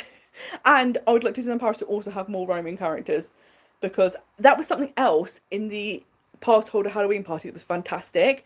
They just had roaming characters absolutely everywhere, but it was rare characters. So I got to see the old hag from Snow White was in the queue for the ride, and she came into the queue and was offering like the poison apple to everyone. I never thought I would see her ever as a character in the parks. So having stuff like that is so special, and people love roaming characters. And apart from Disneyland, not many places do that anymore. So I think that would be so fun in the Halloween season. And everyone loves villains. It's the perfect blend. So that is such a fab question. I love it. Is there anything you would all like to see? Like for the Halloween season, what should Disney be doing that they're not already doing? Or is there something that they used to do you think they should bring back? I think it's so much fun. And the seasons just add something extra to the parks, which I think is wonderful. It's so good. Oh, this is a great question. What is your favourite ride in Disneyland Paris and what's your favourite thing to do there? So my favourite ride has to be Big Thunder Mountain. I think it's the best Big Thunder Mountain in the world. It's just so much fun. It has like some thrills, but mostly it's super, super fun. The ending, when you're just hurtling through the pitch black, obsessed. The fact that it's on its own island, incredible. I mean, the whole of Frontierland, I think, in Disneyland Paris is stunning. I think it's one of the best lands in any Disney park. And obviously that's like the crown in the jewel. So I absolutely love that. And something I actually love doing there is I do really love going to the Hero Training Centre. And I always pick the one where you don't know who you're going to meet. And I just think it's so fun because I love the idea that Avengers Campus is supposed to have this storyline. I would argue in Disneyland Paris, it's not really evident anymore because there's very few roaming characters, stuff like that. I wish they would incorporate it. But the idea that you are there to train to be an Avenger, so when you go on web slingers, you're learning how to combat the spider bots and stuff like that. Then you go to the hero training center and they're going to train you up. I love the whole storyline. So I think it's so much fun when you go there and you have like these really fun interactions. I've never done the Spider-Man meet and greet, so I definitely need to do that because that does look fun. But I think it's one of these just like interesting and unique things, and it's like a meet and greet, but like the next tier up because it has like a theme. And when they're talking to you, they're talking about like the training you've been doing and stuff like that, and I absolutely love it. So that's so good.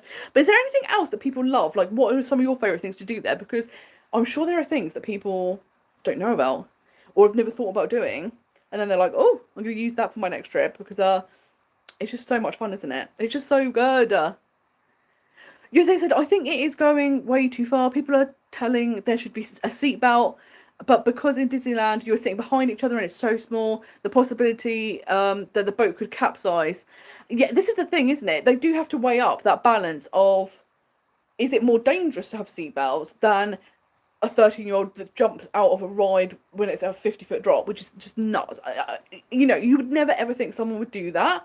So, and you know, in all the years it's been open, you've never needed to do that. And the fact that even the parents are just like, he's an idiot, like, punish him, I think says it all. And I do think because the parents have said that, Disney won't necessarily need to do anything. Because, I mean, to be fair, I think if they were being sued, they would still be able to go, well, there's loads of signs before you get on the ride to not do that. And there's even like audio warnings not to do that. So I don't think you can sue if you've ignored all of the warnings. But the fact that parents are 100% behind it, being like, nope, he's an idiot, I think that they most likely won't need to do anything. And obviously there's a reason why you don't have seatbelts, right? Because otherwise they absolutely would. Like, Disney wouldn't go, nah, if we don't have to, we won't. They will always go above and beyond. So I think it is like a safety concern of, if it capsizes, it's more dangerous. This is a great question. With the Disneyland Paris Bronze Pass you got earlier in the year, how did you get around the 1 day booking before you can book the consecutive days? And essentially, I didn't get around it. So what was interesting is originally I was supposed to visit in February. So I was doing a 3-day trip. So I had booked the first day and the last day. And then once I arrived, I was going to scan in on my first day and then book the second day. Now, what's good is apart from very, very peak seasons of the year, there should always be availability. There are some like Saturdays that will sell out for like one of the parks, for example. So that's something to be aware of. But typically, you're always going to be able to book. So that second day shouldn't be too much of a problem. However, what I had the issue was I then didn't do that trip and went in March instead when it was the pass holder preview for World of Frozen. So I knew I had to have a park reservation for that preview. And that was the middle day of my trip. And I was like, that could be an issue. So my first day of the trip, I just used it as a chance to visit Disney Village and be a travel day. Didn't go to the parks that day. Used the pass the second day, but I was super, super lucky because before scanning into the park, I met up with Liz, who was there at the same time, and she put me onto her hotel booking. So what's good is if you have an annual pass and you were going to stay with someone in a hotel, you can actually be added to the booking. You just pay the room tax. So I think it was something stupid like less than €4. I added myself onto her room, and then that meant I could use the benefits that you get as a resort guest, a hotel guest. So you don't have to book your days in and stuff like that. And I did that just as a precaution because where the parks were unbelievably busy because World of Frozen was about to open, I was worried that the parks might have been sold out. There's still a chance that actually I would have been fine. And that once I'd scanned in on my preview day, I could have booked the following day. But I do think that is a crazy, weird system. I don't see why people that have the bronze pass have to have this weird thing. It makes no sense whatsoever. I don't know if it's one of these things that they hope that because it's a weird quirk, people will go, oh, I don't want to deal with that, and upgrade. because there's like the system doesn't need them to do that. That's just something Disney have put in for some weird reason. So I don't know why they're doing that. But I would say typically if you're visiting and it's not peak season, it won't be a problem. But it's always obviously stressful because you are thinking there's always that risk of there's going to be a day of the trip where I won't get in. But if you visit, I would say like in a weekdays instead of on a weekend, you shouldn't ever really encounter that unless it was like Christmas or Halloween, like the actual date. So yeah, I don't like that quirk. That's the one weird thing I would say about the Bronze Pass, and there's no need for it. It's just Disney have done it to be spiteful. It's very strange.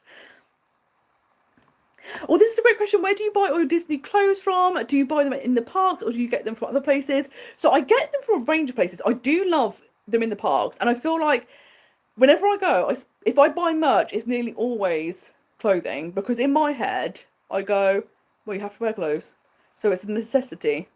It's an actual valid expense, so it doesn't feel indulgent. But I love going on Etsy and finding different companies that sell t-shirts. So I got this on Etsy, which was so fun, and they also do quite good prices as well, and lots of different designs. I really like the Etsy shops that also do the designs that are like niche references and stuff like that. Although I have to say I was furious because I wear it when I'm at home, but I haven't worn it in Disney World yet. I had this t-shirt that was Carousel of Progress, and it talks about air conditioning and sarsaparilla, and I was like, oh my god, I love that, because people that know that reference will know it, and everyone else would just be like, what? But I love a niche reference. And then now they're like, oh, no one's going to get that reference because we're removing it. You're not having that anymore. And I'm like, well, this is outrageous. So I might just wear it out of spite and be like, remember the good old days when we used to have the original Carousel of Progress? But I do love that. Like, so I have a Captain EO t-shirt, and whenever I go to Epcot, I still wear it. And then what's great is people that were in the Disney parks when Captain EO existed go, oh my god, I used to love Captain EO. And you have these really nice conversations. So I do love it when people have like merch for things that no longer exist, because it sparks up conversation. So I will continue to wear my t-shirts. But yeah, I do love Etsy, and there's so many great different companies. I can't think off the top of my head the names of the companies, which is really unhelpful. But I've bought from a few different ones, and I think like the quality has always been really good. I always check as long as the reviews are good. I'm like, okay, we can go forward with this. And I love like you get all these fun designs. But yeah, if I'm not in a park, then I have to find another way of getting Disney merch, which is so fun. Louis said, I'd love to experience the parks after the main day. Might have to get a ticket for Jollywood Nights. And I think that would be so much fun. They do look like such fun parties. And like the thing that sold it to me immediately, and it's something that I feel like, because it's so popular, hopefully they'll keep bringing it back, but you could meet the Muppets as Muppets Christmas Carol. And I was like, I'd pay just for that. That's incredible. Absolutely amazing.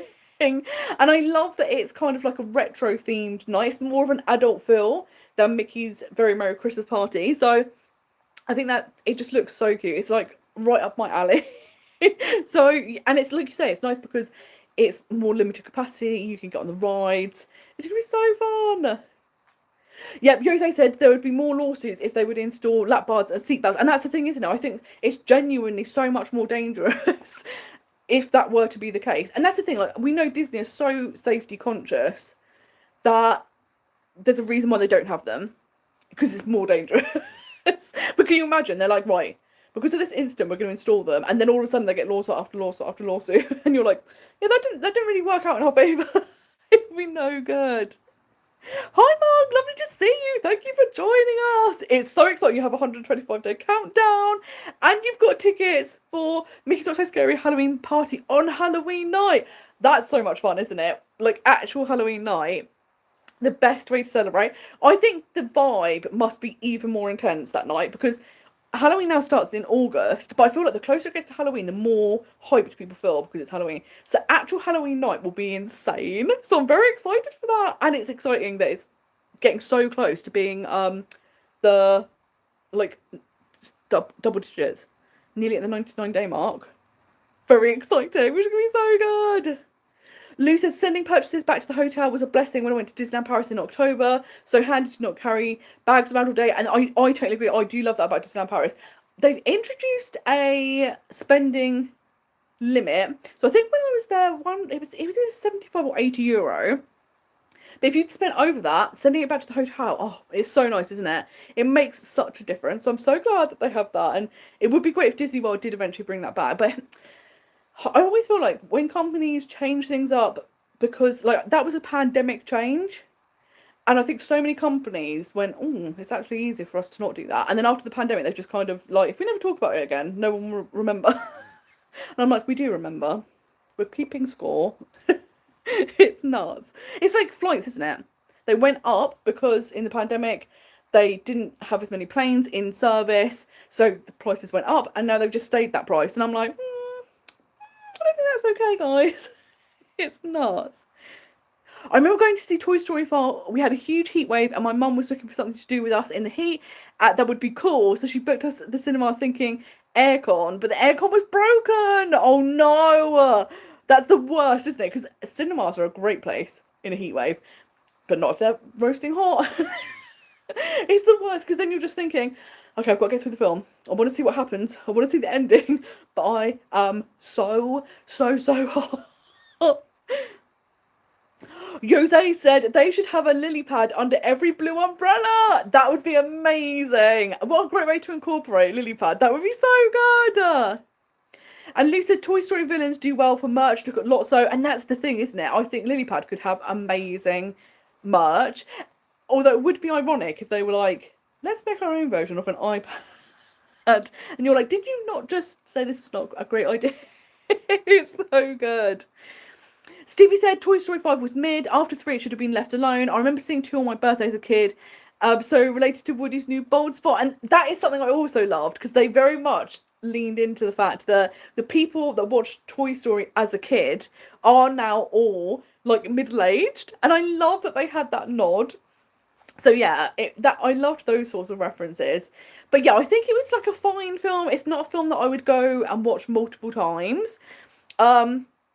It's not going to be like a classic, like, you know, the trilogy of Toy Story films, but I thought it was enjoyable.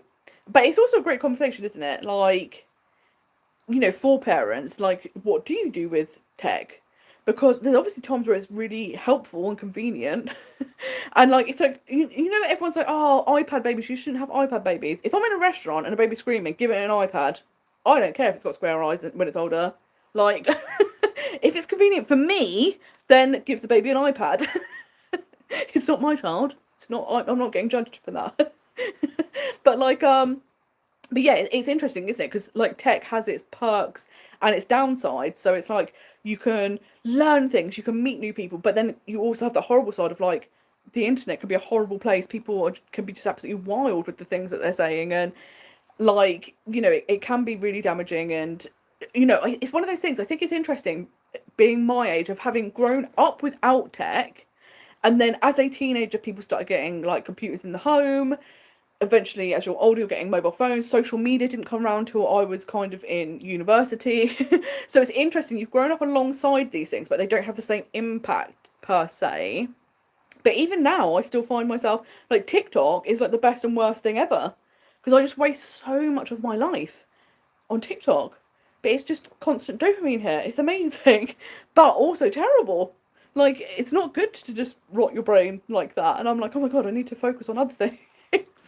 So it's so hard, isn't it, with little ones and they're growing up around it. So yeah, I thought that was a great thing. But also, like, I'm like, Lilypad was not the main villain of the story. Those 3 horrible little girls are the main villains of this story. And I've also seen people be like, oh, the parents are also the villains because they're kind of just like have an iPad and not like monitoring how things are going, etc., etc.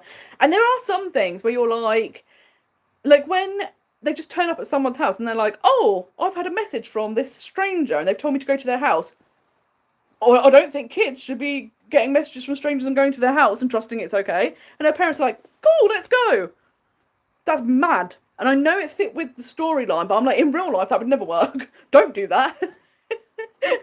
So I absolutely love there's all of these like conundrums people are having to face that, you know, people haven't really faced before. So it's so funny. So this is great. When a local news channel asked what people were doing to keep cool in the heatwave, she put about this back at the time and made it into the local news with her comment.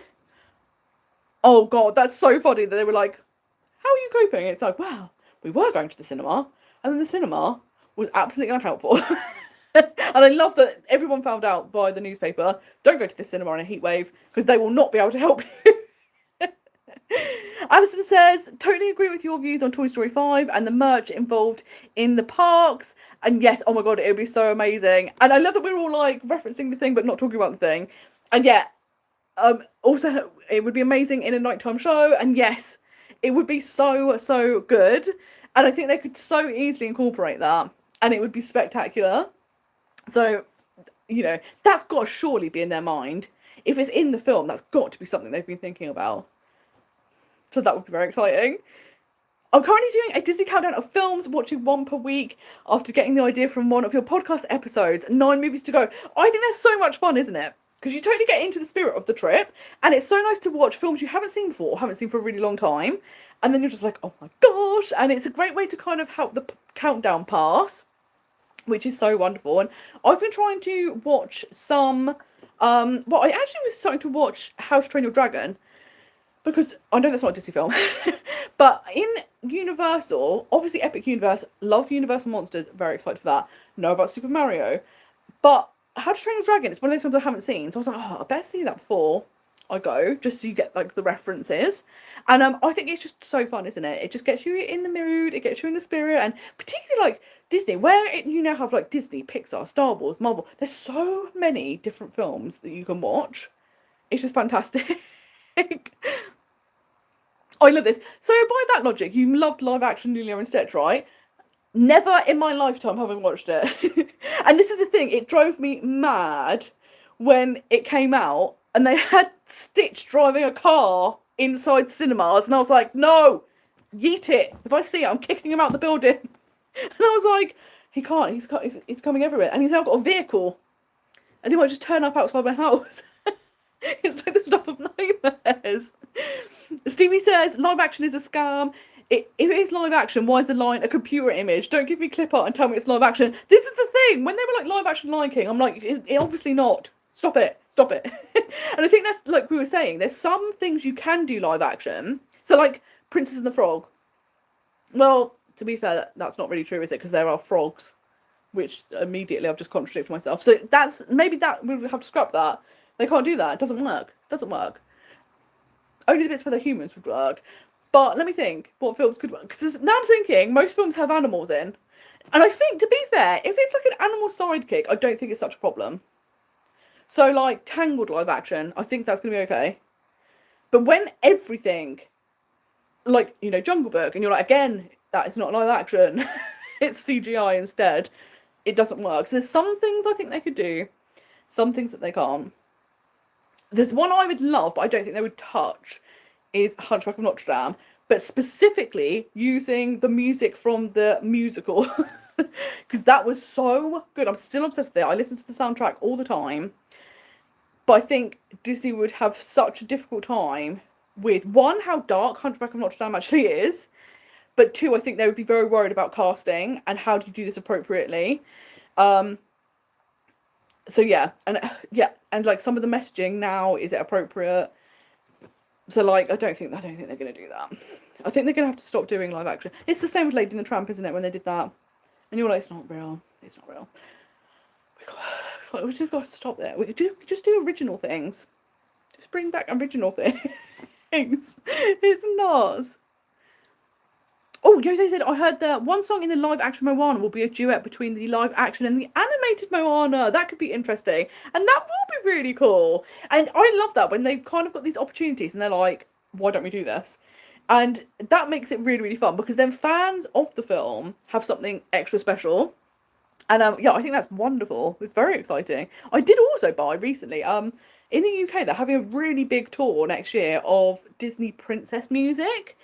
And they're going to have guest singers. So it'll be interesting to see if it is anyone that has performed on Broadway or the West End, or actually been one of the singers in the films. So that will be really interesting to see who they're going to have. And it's also nice because normally, if there's a tour, it will be like London, Manchester, Glasgow, maybe one other place. But this is like a proper tour going everywhere. It's even coming to where I live, and I was like, I can't believe it. It's actually coming here, which is going to be so much fun. Oh, this is a great question. Jose said, which films are still left on your list? And this is the thing, if we're doing, you've got 9 more films, we need to know what you're thinking of watching. I'm sure this is controversial, but I don't hate the new Lady and the Tramp. Obviously not as good as the original, but I expected to hate it. This is the thing, I didn't mind it either. And again, I think it's because Lady and the Tramp is one of those films that I don't mind, but it's not one that I was like super like connected to. So I actually did not mind the live action, even though obviously it was CGI. Did they have real dogs? No, they didn't. Did they have real dogs? I feel like they did have real dogs. Or am I imagining this?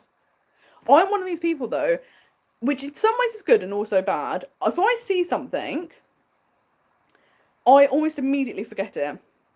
Like, I remember maybe some key details. Obviously not things like, were they real dogs or they CGI dogs? I feel like they were real dogs. I'm sure they were real dogs. But in some ways it's good, because sometimes I'll rewatch something. Sometimes I won't even realise I've seen it before. It's like watching it for the first time ever again. If it's something I like, I won't have completely forgotten it. I'll remember like the key plot points, but I won't remember the rest of it. So again, you kind of get a fresh experience. So in some ways, that's really good, because you're like, oh, this is interesting. It never gets boring. Other ways, it's terrible. So like, pub quiz. Don't ask me.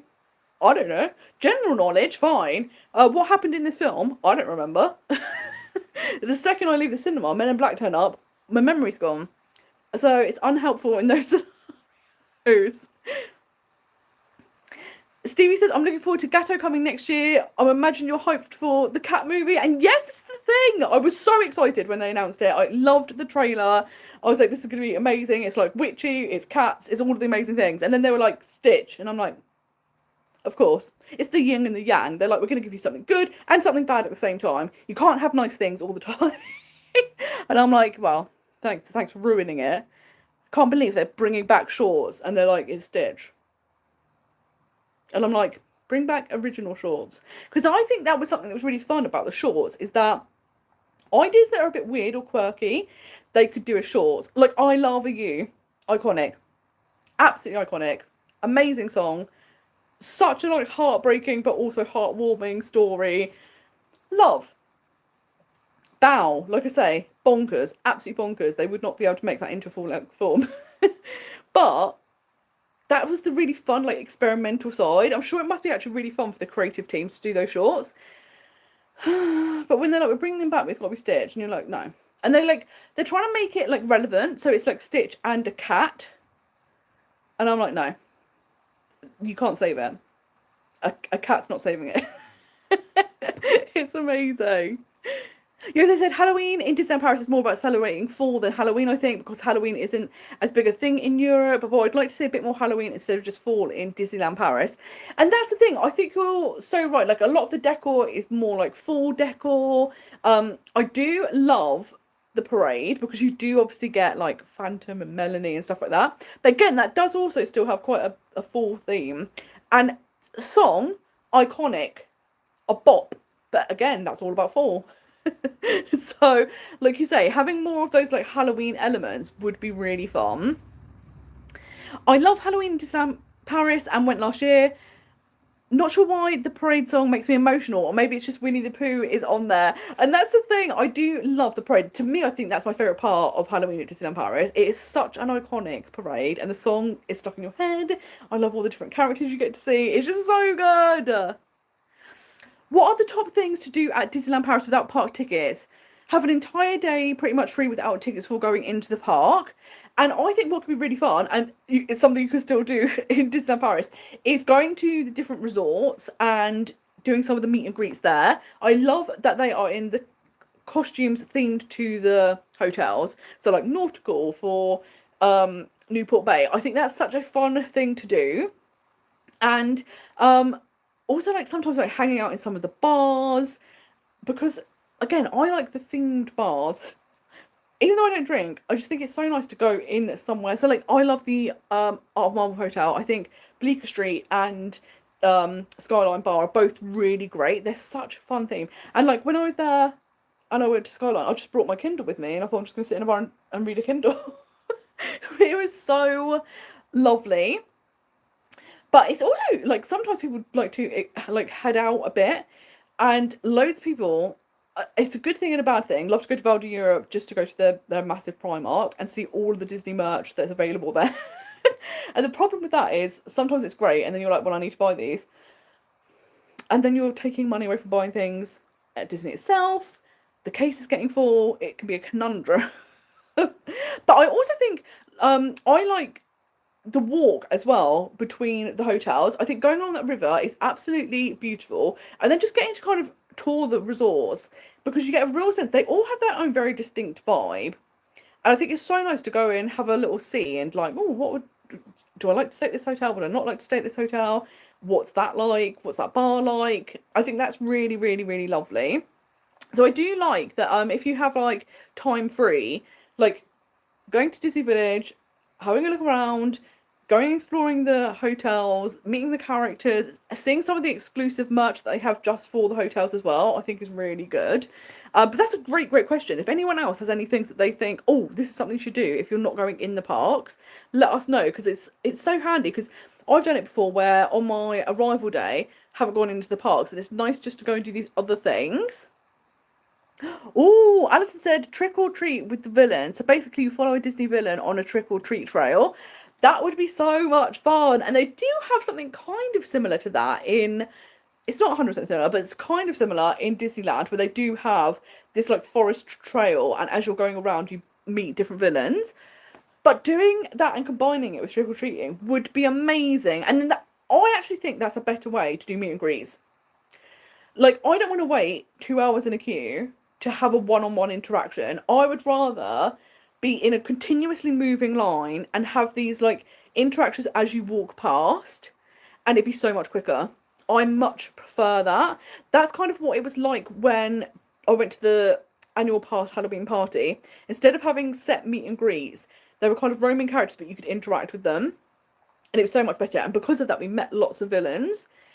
So I think that would be a great idea, because it's also easier than having roaming villains, because the villains are in one spot, but you're the one that's roaming. So I think that would be so good. Love Big Thunder Mountain and riding it at night, and that's the thing.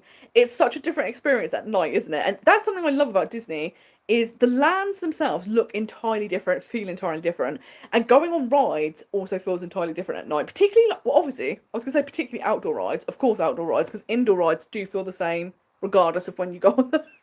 But if you go on like any of them really, but like stuff like Orbitron, that hellish ride at night, way more scary. I mean, it's scary anytime, to be fair, absolutely horrendous, but way scarier at night.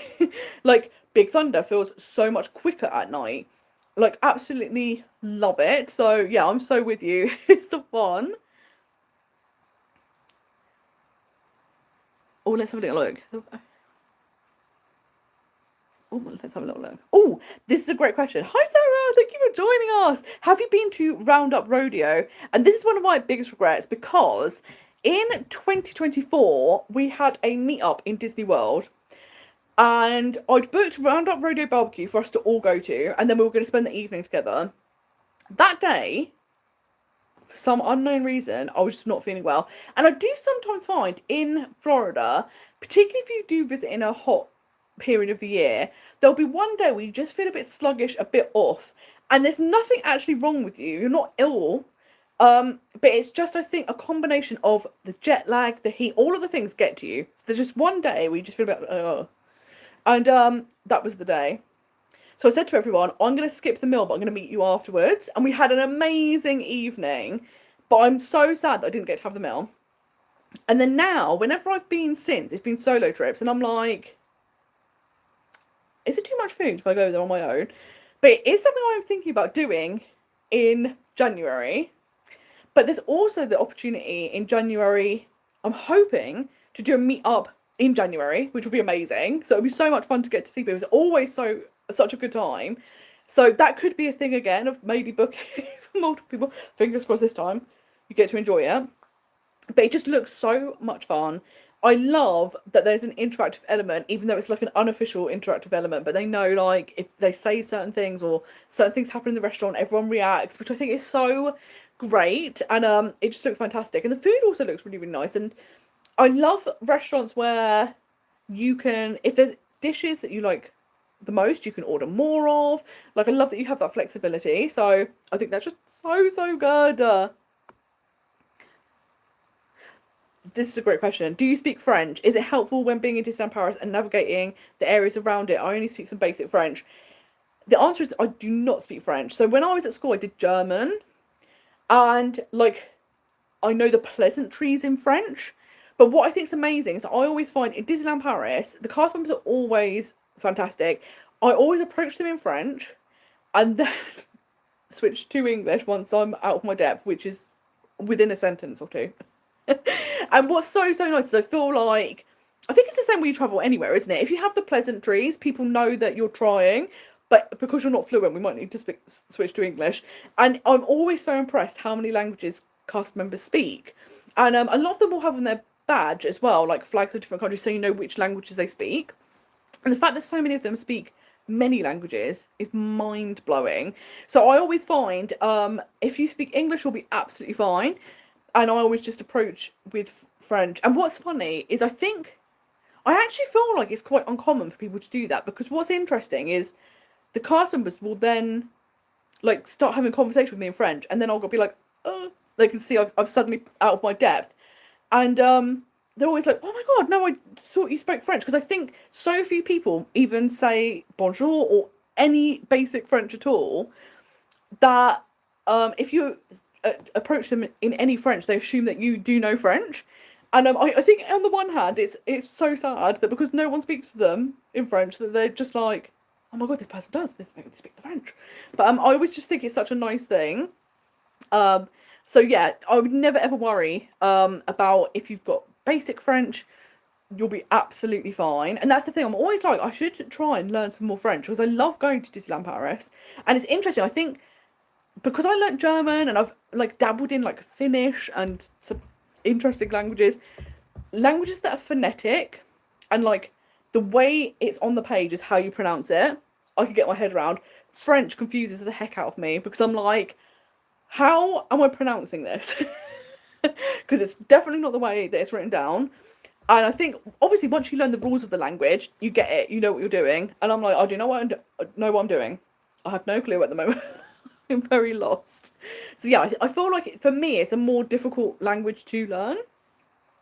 But maybe it's one of those things, it just depends on what language you learn. If it was like the foundation of it. Because obviously also, like, well, I don't know if this is a thing, but where English is kind of like a Germanic language, it feels more natural. It makes more sense in my mind. But maybe not. Maybe that's just because I learned it at school. And do you know what's interesting though? Is obviously after school didn't really have the opportunity to speak German.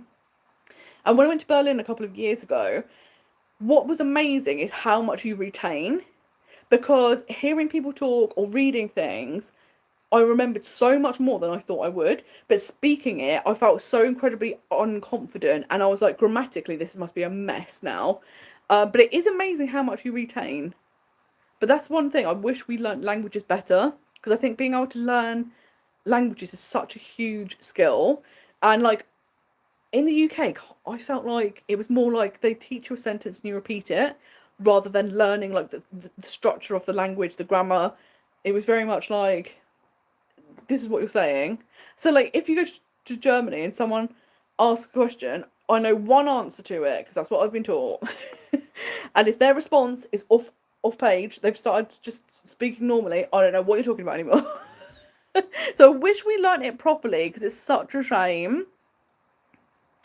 Oh, this is a great question. Which Disney animation movie is your favourite? And I think now, so it always used to be Beauty and the Beast. I grew up on Beauty and the Beast. It was my favourite for a really long time. The live action actually ruined Beauty and the Beast for me, and I've never watched it since. And I was like, how have they ruin this so much. So my like new one that I'm absolutely obsessed with, I love The Princess and the Frog. I just think it's perfection. I love absolutely everything about it. I love the setting. New Orleans is one of my favourite places I've ever been in the world, so I love that it's set there. Dr. Facilier is my favourite Disney villain. I love the music. I love the characters. I think Tiana is such an incredible princess. I think she's so much more relatable, where she has this dream and she's working hard for it. Like, I love everything about Princess and the Frog. So, absolute favourite. Obsessed. Obsessed, obsessed, obsessed. Like, love meeting Tiana in the parks. One of my favourite things ever was I bumped into Dr. Facilier in Disneyland once. He was roaming around and I was like, it's the best ever. I just wish there was more merch of him. When they announced Tiana's Bar Adventure, I was like, oh my god, it's happening. Like, we're going to get more Dr. Facilier. And I was certain they were going to have, you ready? When you're going up for the drop. And then when they didn't, I was like, this is an outrage. But, however, now having been on the ride, it totally makes sense for him to not be part of it because it's such a joyful, uplifting ride that he could have brought the vibe down. He would have made it a bit too spooky, a bit too negative. But, yeah, love Prince of the Frog. I think it's like a perfect movie. I can watch it over and over again. I just love it. And this is great. Who's your favourite Disney character? And the thing is, I do love the villain. So I do love I love everything about Dr. Facilier. I'm obsessed with him. He has really great hair that you don't see that often because it's under his hat, which is a magnificent hat. But it's really, oh god, because there's so many good characters. This is the problem, isn't it? And now, because it spans so many different films, so many different, like, you know, Disney, Pixar, it's impossible to choose. Because this is the thing, when I think, my immediate first thought is Disney, is Dr. Facilier, because I think he's my favourite out of everyone. I also find it funny that he does technically have two names, and I don't know what we're officially supposed to be calling him, because I always call him Dr. Facilier, but so many people I know just refer to him as Shadow Man. And then I'm like, I suppose they're interchangeable, I suppose it doesn't actually matter, but I'm like, what's his official name? How should we be addressing him? Dr. Facilier seems more official. But I do love the villain. And this is the thing, I also love Ursula. Because where I don't really like Ariel, and I think Ursula was, you know, all she was doing is enacting contract law. She really wasn't in the wrong. And she was very sassy, loved her look, loved her makeup.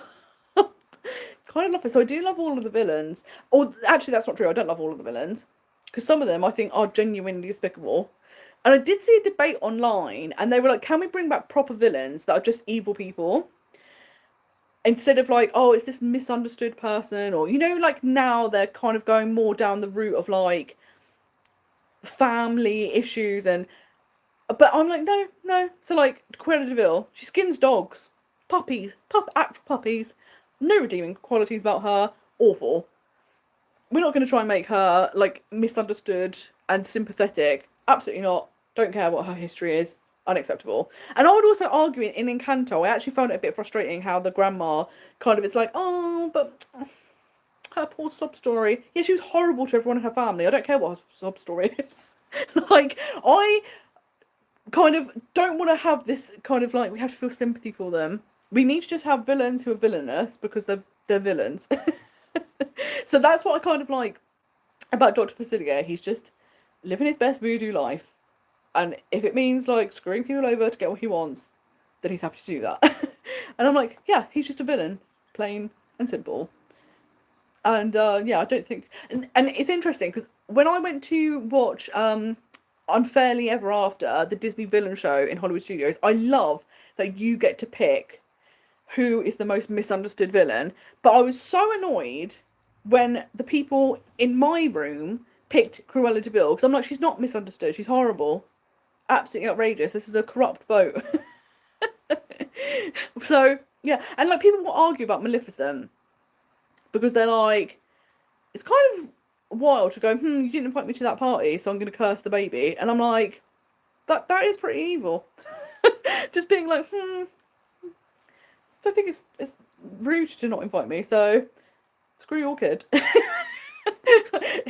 I just kind of think we need to go back to that. We don't have to have like everything, like we've got to have this deep meaning and like have a backstory and understand, you know, because of this reason that's why they've turned out that way. Because I'm like, that's real life. Sometimes when I watch a film, I just want.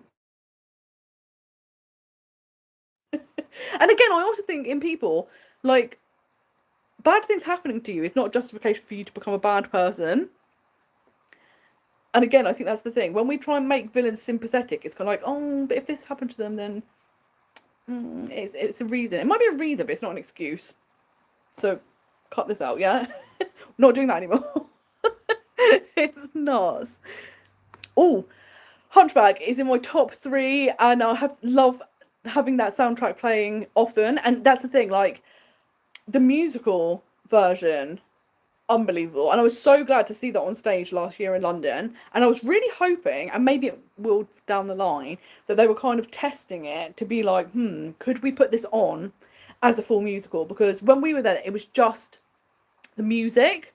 And then they had like light costumes on, but it wasn't like a full production. There was no acting and stuff. It was literally just the soundtrack. It was incredible. I think like the music is some of the best, but it is a lot darker than obviously the animated film. So I think they've always been worried about like, will people bring their kids and then their kids be like, oh, this is a lot. Because again, Frollo, there's no redeeming qualities about him. Awful. One of the worst villains. Like, to the point where I'm like, when he's at Mickey's Not So Scary Halloween Party in Boo to You Parade, I'm like, I can't believe he's here. Like, he's so bad. Like, I can't believe he's here. Because he is a wild character. So, yeah, love that. But it's so good. It's so good.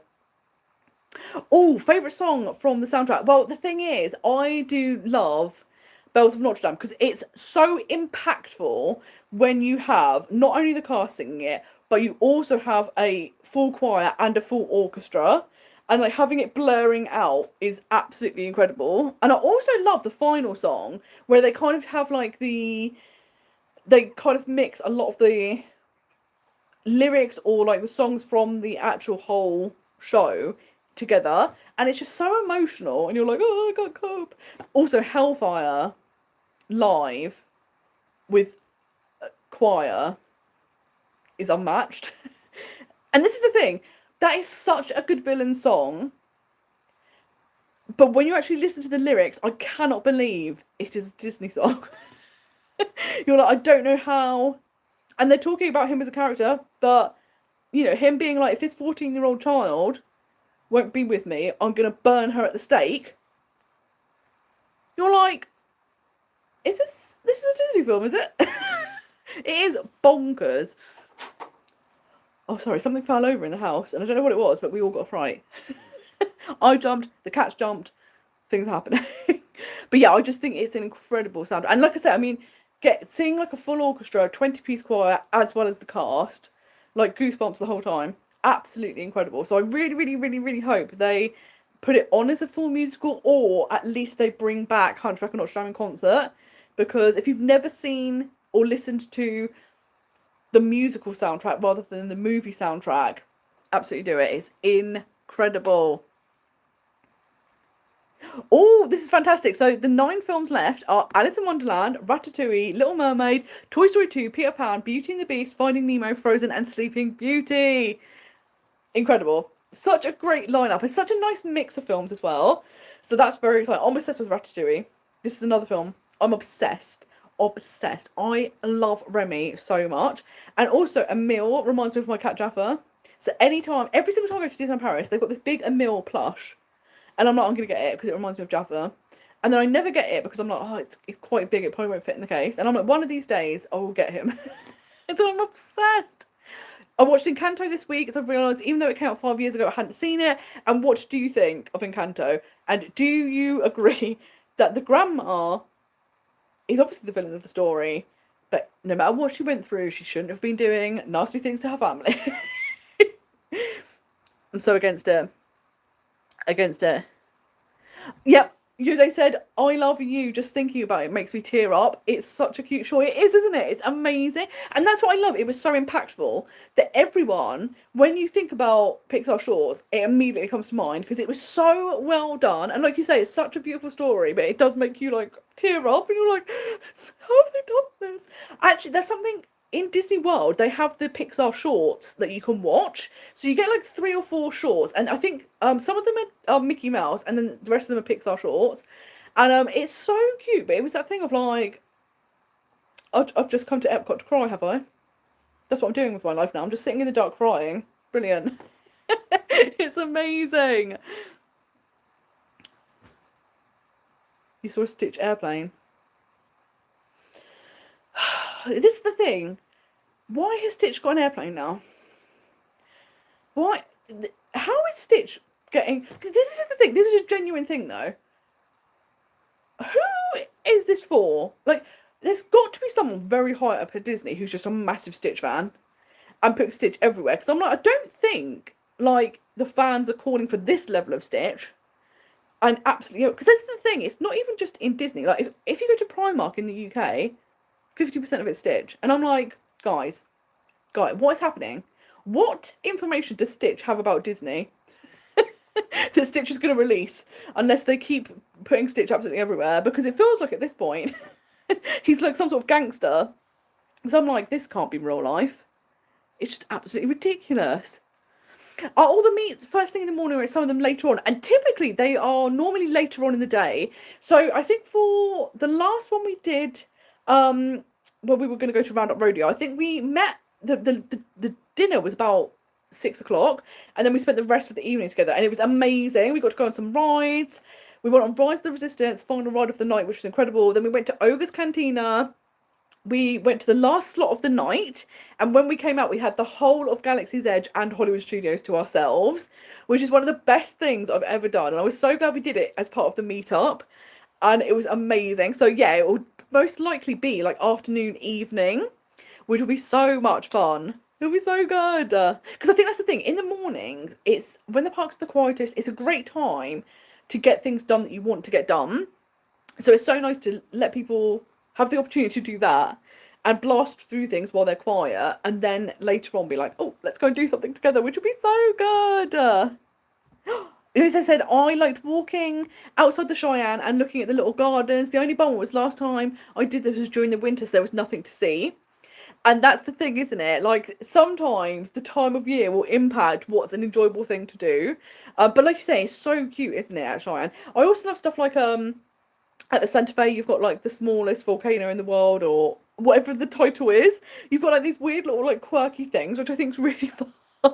It's so good. Oh, this is a great question. Is it worth going on the I can never say this. Panoramagique. That's definitely not how you pronounce it. As it's something you can do without a Disneyland Paris ticket. And I think this is the thing. If you don't mind heights and it's nice weather, I think that's such a fun thing to do, because you get to go up, you get an amazing view, and you can actually walk around. So it's not like you pick a spot and then you have to stay on that spot the entire time that you're up there. You can do like the full loop and get to see all of the views. So I do think that is something really, really fun to do. And the outlet mall, is there, if there's an outlet mall in Disneyland Paris, I need to know about this. Because that sounds incredible.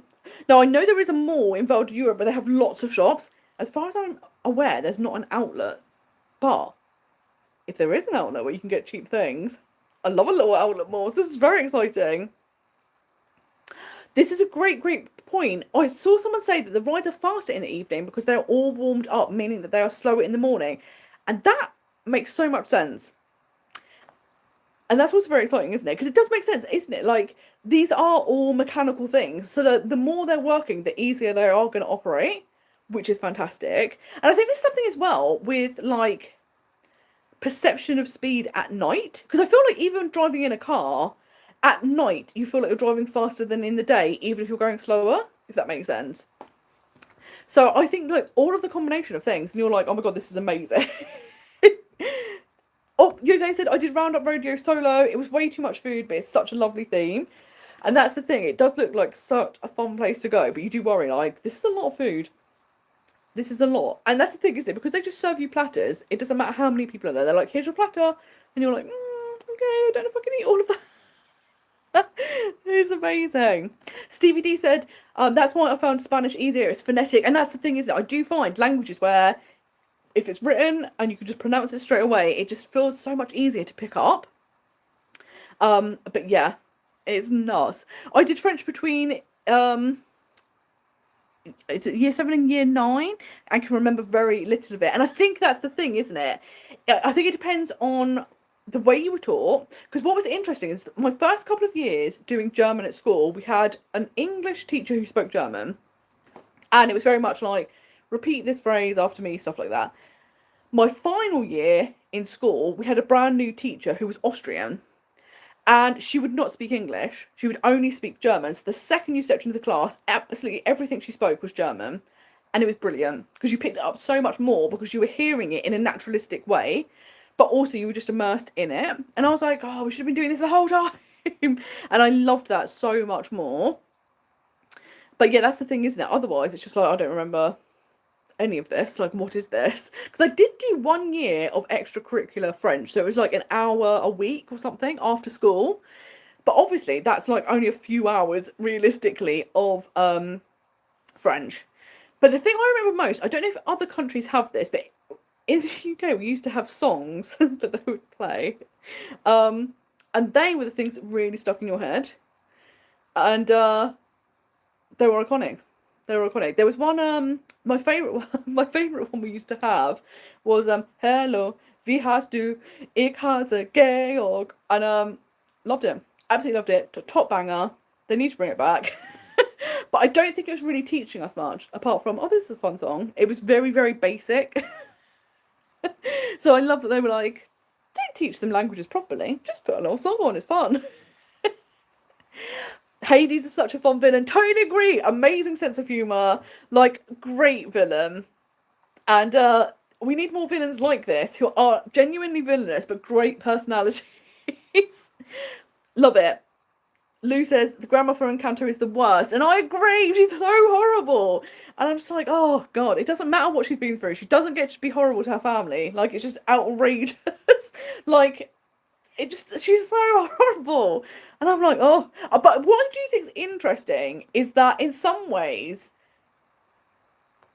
like, I hate how they try and humanize it, but it is relatable because, unfortunately, a lot of people do have at least one person in their family who is some sort of psychopath. There is always some sort of problem person who is horrible to people in the family, and it's much more common than people will think. So what's interesting is when you watch Encanto, you can kind of relate because you're like, oh god, she's the one, she's the one. So I like it in that aspect, but I'm just like, we're not forgiving her. We're not putting up with that. She doesn't have a right. It's amazing. This is a great point. I wonder if their views on Cruella are based off the film Cruella rather than 101 Dalmatians. And this is the thing. I was super against actually going to see Cruella because I was like, I'm not having this. If they're going to try and give her a sympathetic background. And it was interesting because I don't think they tried to make it sympathetic. But they also did kind of skip over the fact that she skins puppies. And I'm like, I think it's kind of important that we kind of delve into this. If you're going into her backstory, that's the very important part. But like you said, I think if people had seen the live action versions, they would have found her a fun character. And you're like, no. The only thing I do think is funny about Cruella de Vil is if you've ever seen clips from Disneyland where you have the roaming characters, you have roaming Cruella de Vil. She is amazing. When I was there, she was walking down Main Street and she came across Mickey and Pluto, and she was trying to kidnap Pluto because obviously he's Mickey's dog. And it was a very funny exchange. And I've also seen TikToks of people who have service animals, and she'll meet the person and she'll try and like put her coat around the dog and like try and like pretend like, oh, where's the dog gone? And I think that's actually really funny. But it's because we know she's being playful. She's not actually going to steal it and skin it.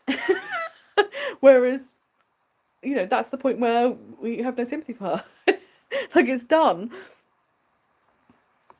Jose, I love Unfairly Ever After. I hope it stays for a long time and that they change the villains sometimes. And I'm with you. I think it's such a fun show. The song is really catchy. The concept is great. I love that the outcome changes every time you see it. But I'm 100% with you. If they switch up the villains, it will have so much repeat watching. It will be just so good because you'll always get something new. So, fantastic. So good. Lou says, Maleficent not being invited to the baby's christening, so she curses the baby. Calm down, hon, it's not that deep. And that's the thing, isn't it? She's so petty and vengeful. She's like, sorry, you're not going to invite me? Curse the baby. And you're like, it's not even the baby's fault. Like, it's wild. It's nuts. Oh, I love that. I'm terrified of rats, but I love the film and the ride. And this is the thing, I'd never really thought about that. But if you do not like rats, the Ratatouille ride is nuts, isn't it? Because they're like, oh, would you like to see rats that are human size? And you're like, not really. No. It's kind of a bonkers concept, which I love. Yeah, I love that everyone's just like, not about this. I hate how the villains are being given origin stories.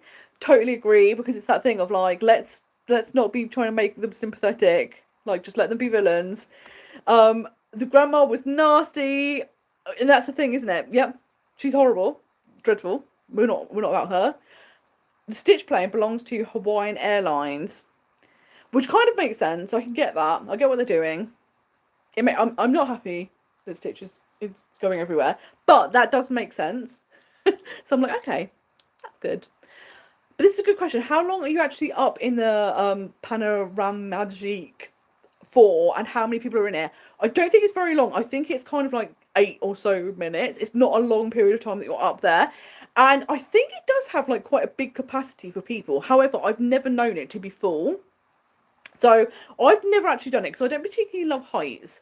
The worst part is going up for me. As I see the ground go further and further away, I panic. And I go, oh no, this isn't happening. But it does look like it holds quite a lot of people, but I've never ever seen it where there was a lot of people on it. So it's one of those things, it feels quite nice that there is space to move around and look, which is good. Oh my god, there is an outlet. There's an outlet more. Okay, I'm going to need to look more into this because we need to go and have a little look. This is going to be amazing. I had no clue that Disneyland Paris, close by, outlet more. This is incredible. Oh my god, it was actually reception year, so like 10 years. That is a lot, isn't it? That's a long period of time. But that's the thing, isn't it? Because the way they teach it, you don't retain it. It doesn't stay with you. And I'm like, I wish they taught it properly, and then we know more languages. It's just bonkers. Oh my god, I love that. I just got flashbacks to primary school French when someone I worked with started singing the song to the children. It was about planting cabbages with various body parts, including your nose, randomly. That is hysterical. And the action we used for the nose looked like you were pecking the floor. That's amazing. Oh, I love that. And that is so funny, isn't it? That no matter where you went, there was some sort of song. They were like, we're going to teach you this really important thing. Because at some point, when you go to France, you're going to have to bury a cabbage with your nose. So you're going to need to know how to say that. And we're going to teach you it in song form. It's so wild, isn't it? You're like, how? How is this important? How is this helping me? Jose said, I still remember my first year French. I had a teacher that did a dance for all the versions of... Oh, God, this is where I show you I don't know any French. Etre? I can't remember anything of my 3 years of learning French apart from that dance. And this is the thing. These are the bits that stand out to you, isn't it? But it's so funny because you're just like, I don't know if this is a key part of the French language. And I don't know if this song's going to be vitally important to my education, but it's the bit that I'm going to remember. It's so good. That's the thing. We're going to talk about Bruno, but not the grandma. And this is the thing, isn't it? They do say that the temperature of the family, like how the family acts, how the family communicates, is based on the behaviour of the most dysfunctional person in the family, because they set the tone. Because it's like, okay, we need to tread on eggshells, or, you know, don't talk about these certain things, blah, blah, blah. And it's like, that's very evident in Encanto. Not going to talk about Bruno, but we're just going to let Grandma do whatever she wants to do. And it's like, no, get her in a wall, lock her up. It's no good. Oh, it sounds like most parks, apart from Disneyland Paris, there's quite a bit of roaming characters. I only got to see them in Tokyo, but my favourite was Abu. He photobombed my pictures. And this is the thing, so Disney World also don't really do roaming characters. They used to, got rid of it. But it's great to know that in Tokyo, it's happening. Because it makes the parks feel so alive. It's just so nice to have that. And it's just such a different vibe. And some of the best moments you will have is seeing the roaming characters. And again, I prefer it to kind of standing in a queue for 2 hours and meeting someone. I'd rather just be walking around, spot someone, see like an amazing interaction, then carry on. So I love that. And yes, I'm desperate to get to Tokyo. One of the reasons I haven't been is for the longest time they basically had no vegan options at all. So it was either having to constantly leave to eat, and then it's still quite tricky, or take food with you for the entire trip. I think it is getting better. I think it's getting easier, which is good. So I do need to start looking back into it because yeah, it just looks like a dream. It just looks so incredible. Also need to have all the money because the merchandise is unreal and also so much more affordable, which is a problem because it can't be excellent and cheap because then I need to buy it all, which is just nuts. I love that. The only thing I can remember, maybe I'll fit in the Cheyenne Garden, is what my French teacher was preparing us for. Because that's the thing, it's so true. The Cheyenne does have that vegetable patch.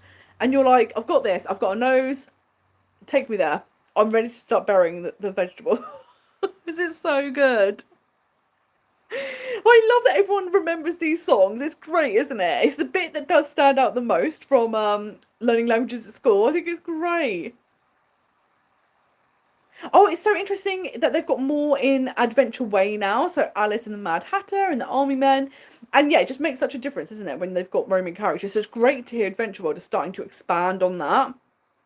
And yeah, like you say, they do have like pockets, like World of Frozen. They have the Citizens of Arendelle popping out, and yeah, they do have that. Avengers Campers is meant to have that. It doesn't really have it so much anymore. I'd love for that to come back, but it's great that they are starting to dabble more in it, and I'm glad that with the expansion they've started doing it more because I'm like, oh, could this mean they'll start doing it in general? And I do think it's one of those things that used to have in Disneyland Paris. Then I think people used to get swamped, so they couldn't really roam, and then they kind of got rid of it. But hopefully they're starting to bring it back because it adds so much to the parks. So I think they need to do it. It's just so good. Also, I've still got a few questions. We've done this one, done this one, this one. This is actually a great question, and it's something that I think we should all answer because it's fantastic. Lily Chin said, you get a paid for 2-week trip for the next 4 years, every year, but you can only visit one park. And this is the thing, really I need clarification because I'm like, do we mean one park or one destination? Because if it was one destination, I would pick Disney World because it has the most. But I feel like that's kind of a cop-out. I think the real question is probably one park. The downside is, well, I haven't been to the Asian parks because I feel like Disney Sea does look like the best Disney park in the world. So I'm desperate to try it out. So it could be that. Maybe that will be my answer. But out of the ones I've visited, I think I would pick Disneyland Park in Disneyland. It just has such a nice blend of rides. Fantasyland is jam-packed. You've got all of the history. You really, really feel it. I love that you also have like Galaxy's Edge there. It's just really interesting mix. So many great rides. Love the roaming characters. It just feels so Disney to me. And I feel like that's the park I could just go to over and over and over again. Like, it's just so wonderful. And yeah, I think probably out of all of the Disney parks I've visited, that is my favourite park itself. There's just something so special about it. The castle is small, admittedly. That's the one downside. But I think when you come prepared and you know, it's still really magical. That's the only downside. I'm like, they were working with, it was all brand new. They didn't know the castle needs to be much bigger. But I just think it has such an interesting mix of lands. So many rides that are just for Disneyland. Like, love the Matterhorn. I know people talk about it like bashing you around. And actually, that is something I find really funny. That normally on a roller coaster, you hear people like, ah! But on Matterhorn, you hear, oh, oh, oh! And I think that's so funny. So that also adds to the experience. But I love that you have these kind of classic attractions that are just for Disneyland. I think it's really beautiful as a park. Like, yeah, I think it's incredible. Absolutely amazing. And something else that I loved, was I didn't get to see Fantasmic. I didn't love that, but I love the fact that in the future we'll see Fantasmic there, and it'll be so interesting to see how it's different to the version in Hollywood studios, because obviously the setting's completely different. So it's on a river. It's not like a set arena, kind of like that you get in Hollywood studios. So I'm very much looking forward to that. And yeah, I just love it as a park. Love everything about it. So much history, so much to see, so much to do. Great vibe, great atmosphere, roaming characters, amazing mix of rides, loads of unique things. Yeah, it's amazing. But I do think I need to go to Disney Sea. It'll be so good. But yeah, if you all could go to just one park, you get a 2-week trip, everything's paid for, you can go all out, but it has to be just one park. What are you doing? Where are you going? It's a hard choice though, because there's lots of them that have such good benefits, but it's also hard to consider because some of them, like Hollywood Studios, I think is a fantastic park, but where it's one of the smaller parks, there's not as many things to do. Although there's loads of shows, which I think is spectacular in that park. But then it's like, would I pick that because there's less to do? So I love it as a park, but it wouldn't be my pick. It's a hard question. It's a hard thing to answer.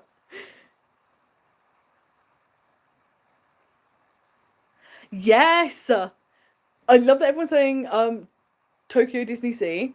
If it's a paid for trip, absolutely incredible. I need to go. Need to go to it. Need to go to it. You were so right. There's a super immersive CGI pirates ride, which looks amazing. And that's the thing, isn't it? Like that pirates looks absolutely incredible. It's so cool and it's so different to the other pirates rides. But they've done it so well, and I'd love to go on that. It looks amazing. This is a great question from Lou. What was the main takeaway for your Walt Disney World budget trip? Did you have to compromise on buying merch or anything? I think my main takeaway is I've been overspending on Disney trips. Because what I normally do is go, right, what do I want to do and try and save up towards that. Whereas having a set budget and working backwards was great. And the thing that was amazing is I didn't feel like I missed out on anything. And I think the way that I managed to not do that was by having a shorter trip. Because obviously the longer your trip is, the more everything costs, because if you've got hotels, food, etc. But actually, I was so impressed by what you could do in a week. Like, absolutely blown away. I got to do absolutely everything. I didn't miss out on anything. And it was nice because, like, normally, so I love table service restaurants. And it made me realise, I spend quite a lot of money on table service dining. So with this trip, I just did the one character dining meal. And because it was a shorter trip, it was like, I didn't feel like I missed out. Because I was worried, like, if I just do quick service, will I feel like I'm not having the dining experiences? But I didn't. I think doing a shorter trip was a fantastic way to cut down costs, but every day felt exciting. And normally what I would do, if I do a longer trip, I will incorporate more breaks, and I'm happy to do things multiple times. I'll go over and over and over again on the same ride. However, with a shorter trip, I was kind of like, if I do all of the rides that I want to do just once, I'll be happy. The great thing was I still had time to do them multiple times. So I think the main takeaway is, one, I've been overspending, and two, shorter trips actually can save you so much money and you don't miss out on anything. You still have an amazing time. And yeah, I would absolutely do it again. Like the trip that I'm doing in January, it's a longer trip because I'm doing a split stay. So I'll be doing 5 days at Universal and then I switch to 8 days at Disney. And I think that's really, really fun because you're going to have enough time to do absolutely everything in both destinations. Obviously, the second you do like a split stay, once you add a second park or destination, immediately your costs go up huge because park tickets, etc., etc. But doing like shorter in each, because this was a big thing, wasn't it? When Epic Universe opened, this idea of if you go to Florida now, you do need to divvy up the days differently. Because before, if you did a 14-day trip, normally you'd do 1 or 2 days at Universal. But with Epic being there, you can definitely do much more days there now. You'll need more days. And I always thought, but how? Because I don't want to take away time from Disney. But going and doing the budget trip, it made me realise, you can absolutely do 7, 8 nights at Disney and have the best time. You don't have to do the whole 2 weeks. So yeah, it really, really changed my mind a lot. And I think, like I say, cutting down costs when it comes to quick service meals was fantastic. And because of that, I could then still buy multi-pass. I had an amazing experience. I had way more money left over for merch than I anticipated. So it really was like perfect because I did not feel like I missed out on anything, which is so good. And what's also nice about Disney, I think, is even like experiences. Like obviously some things are really expensive. So if you're doing Keys to the Kingdom, something like that, or like a Halloween party, they are pricey things. But doing the backstage tours that are $30, you're just like, that's incredible. Like it's such good value, and you're getting to do something unique and interesting. And I would never get over the haircut in Harmony Barbershop. Couldn't get over like what a unique and interesting experience. And it was so cheap as well. It was like $24 or something. I'm sure it's gone up now, but like it was really cheap. So I love that there are still, if you want to do something unique, you can still do it for cheap as well. You don't have to spend loads of money. So yeah, I was just absolutely blown away. So it was really eye-opening, the challenge trip. I know it's definitely loads of things that I'm going to take forward with me. I do think this next trip I'll probably do more table service dining, just because where it's a birthday trip and I love some of the table service restaurants, it'll be nice to incorporate some of them. But I also think dining is the quickest way to save money or splurge money, because so like, I was looking at potentially going back to Cinderella's Royal Table, because I've been there once for lunch, but I thought, oh, maybe breakfast this time would be nice. And when I went there before, it was a cheaper price because it was still like post-pandemic. So you met Cinderella when you entered, but in the dining room itself, no princesses. But now obviously they're back, you get to meet more, amazing. So I was like, maybe I'll do breakfast. But once you added tax and tip, it was over $100. And then I was like, don't know if I fancy spending $100 on breakfast. So yeah, sometimes I think once you price things up, you get like a reality check of, oh, okay, when I see the total price, I don't know if I would go to that restaurant. Particularly like when quick service meals are such good value, I think. Interestingly, when I've been pricing up Universal, their quick service meals are much more expensive than Disney, but their table service meals are much cheaper than Disney. So it's like swings and roundabouts. Like the quick service meals are going to cost you way more, but if you go to a table service meal, you'll spend less. So maybe it'll even out. But it's interesting because a lot of the quick service meals in Disney World are between like $12 and $15, whereas at Universal it's very easily like $18 to like $24 for a quick service meal, which is so interesting. So but I'm very much looking forward to the food in Epic Universe, because that's the thing, it's so rare to go somewhere where everything's brand new. So when you have a whole new park, so all of the rides are new, the character meets are new, the restaurants are new, it's just so exciting. So that's where I've been spending a lot of time doing research, and I'm so excited for it. I can't wait, it's gonna be so good. Oh, this is so good. Let's have a look.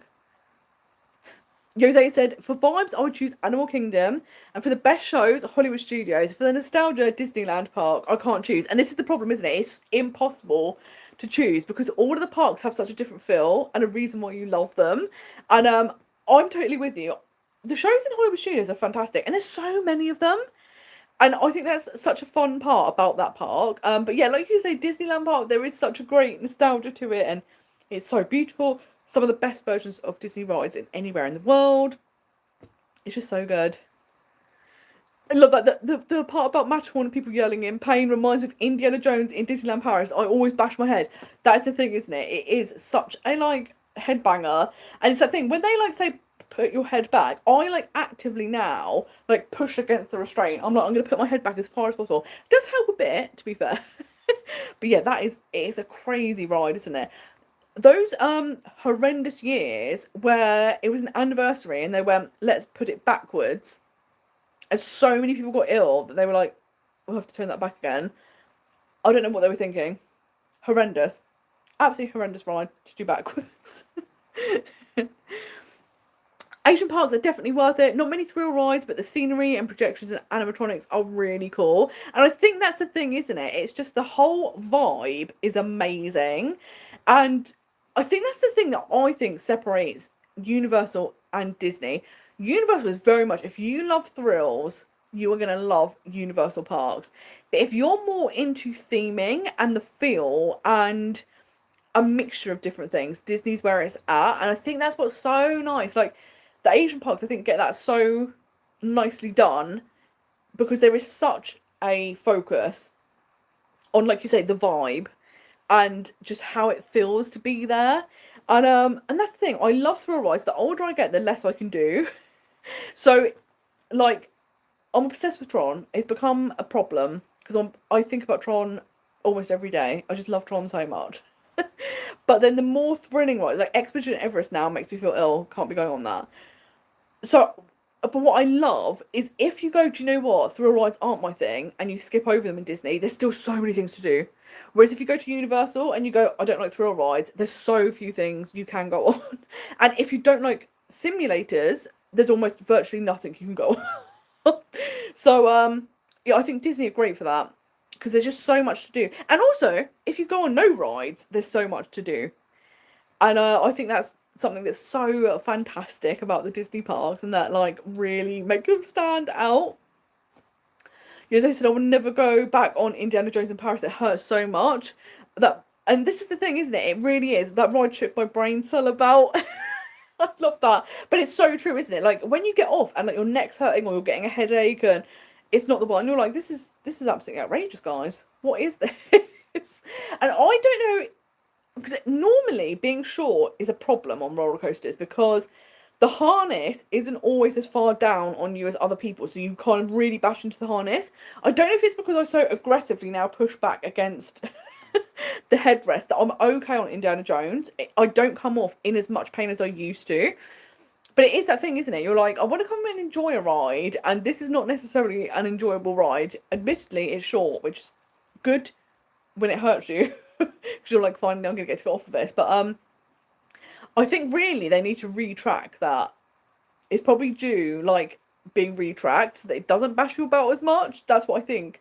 But will it happen? Who knows? Interestingly, Crush's Coaster having a massive refurbishment. It's going to be shut for 10 months, I think. So that's going to be really interesting to see what that is like when it comes back. And obviously, it's such a popular ride, so it's such a shame it's going to be shut for such a long period of time. But I think it'll be really interesting to see when it comes back what it's like. This is a ride that I don't often go on because spinning coaster in the dark, horrendous, makes me feel so ill. I remember going on it. My friend Kirsty-Ann did not want to go on Tower of Terror, and I did not want to go on Crush's Coaster. So we were like, okay, we'll sacrifice for each other, we'll do it. We went on Crush's Coaster first, and it was 4 adults, and it wasn't too bad. And I was like, oh, this is nowhere near as bad as I thought it was. Like, I don't remember it being this okay. And I was like, brilliant. Went on Tower of Terror. Kirsty did not particularly enjoy it, so we were like, I won't make her go on that again. But I was like, actually, Crush wasn't as bad as I remember it. Went on it again, and it was 3 adults and 1 child. And oh my gosh. Because obviously the weight is distributed differently, we span so much, and I was like, oh yeah, this is what I remember. This is why I don't go on this ride. So it'll be really interesting to see if the closure is mostly to update maybe the theming, because obviously over the years sometimes things like wear and tear, they're kind of just dull in colours and stuff, they don't look as good. If that's what it's mostly focusing on, or if they're retracking the ride. Although, to be fair, I feel like when they retrack rides, it's typically longer. Like, obviously, Big Thunder Mountain in Disney World was shut for over a year to do that. So, maybe that's not long enough closure to do that. But, yeah, it'll be really interesting. But it's interesting as well because it's such a popular ride. And I think it's going to be so noticeable, potentially, in the park. Because that ride swallows up a lot of people because the queue's always so long. But when suddenly that 110-minute queue, those people can't go on it, they will have to go on other rides. It's going to be interesting to see what it does to ride wait times. So yeah, it's just nuts. Oh, that's so lovely to hear that you enjoyed the video about the menu at Waltz. And yeah, it was so interesting how they had the 2 vegan, like the starter and main were both cabbage dishes. However, they felt really different. And I really enjoyed that because everyone was like, that's a very cabbage heavy menu. But I have to say the main in particular I was obsessed with. But it's so great, isn't it? Like the presentation was unbelievable, particularly the starter when they like kind of put the like sauce on it and then it was all like purple. Like it was lovely. It just looked so nice. And yeah, it's lovely when there's a menu refresh. And I think sometimes there's always a worry because there's always a chance that you won't like the new options as much as the old options. But that was one where I was like, oh my god, loved it. Absolutely loved. All of the options were great. It was so good. So I think Crush's coaster is going to be shutting in September. And so I think it's kind of towards the beginning of September. And then it's shut for 10 months. So yeah, hopefully it'll be okay, but there's always a risk. And that is annoying, isn't it? When they announce a closure and it's not that long until it closes. So it's that thing of, if you don't have a trip coming up in the next couple of months, it's going to be closed. And it's just like, well, this is very short notice for that to be announced. It's nuts. Jose says the queue for Crush is long, but the capacity isn't high, I think, which is what makes the queue that long. And that's their problem, isn't it? Where you can only fit 4 people in each vehicle, it takes so long to get people on the ride. And that's the thing. That's also why I think single rider is always really long for that as well, because most people come in groups of 2, 4, etc., etc. Having to wait for a car that only has 3 people in it, it's rare. So it just, the single rider queue is so long because of that. Whereas something like Ratatouille, because it's 3 and 3, if you've got a group of 4, you're always going to have a spare 2 seats. So it makes it so much easier to get single riders on. So yeah, Crush's Coaster, like you say, it's just one of those slow loading, low capacity rides, which is why the queues get so long. So that's a good point. Like, yes, the queue is always long for it, but it's not necessarily because there's thousands and thousands of people in the queue. It's just the ride capacity is so low. So it'll be interesting to see. It might not have as big an impact on the other queues as you think, if they are rides that swallow up bigger numbers of people. And I do think that's something that when Disney make new rides is something they must consider now, because when you have stuff like Omni Movers or rides that have a lot of people, like Pirates can take a lot of people in every single boat and they will load 2 boats at a time in Disneyland Paris. Fantastic, you're getting a lot of people in, which is why they have short queues. Whereas the rides like Crush, where you're like, oh, should we really make rides like this where so few people can go on it and it just backs the queue up? So they must consider that now, because it's mad. Like, to build another Crush style coaster would be bonkers, because it just doesn't work. there's too few people getting on it at one time.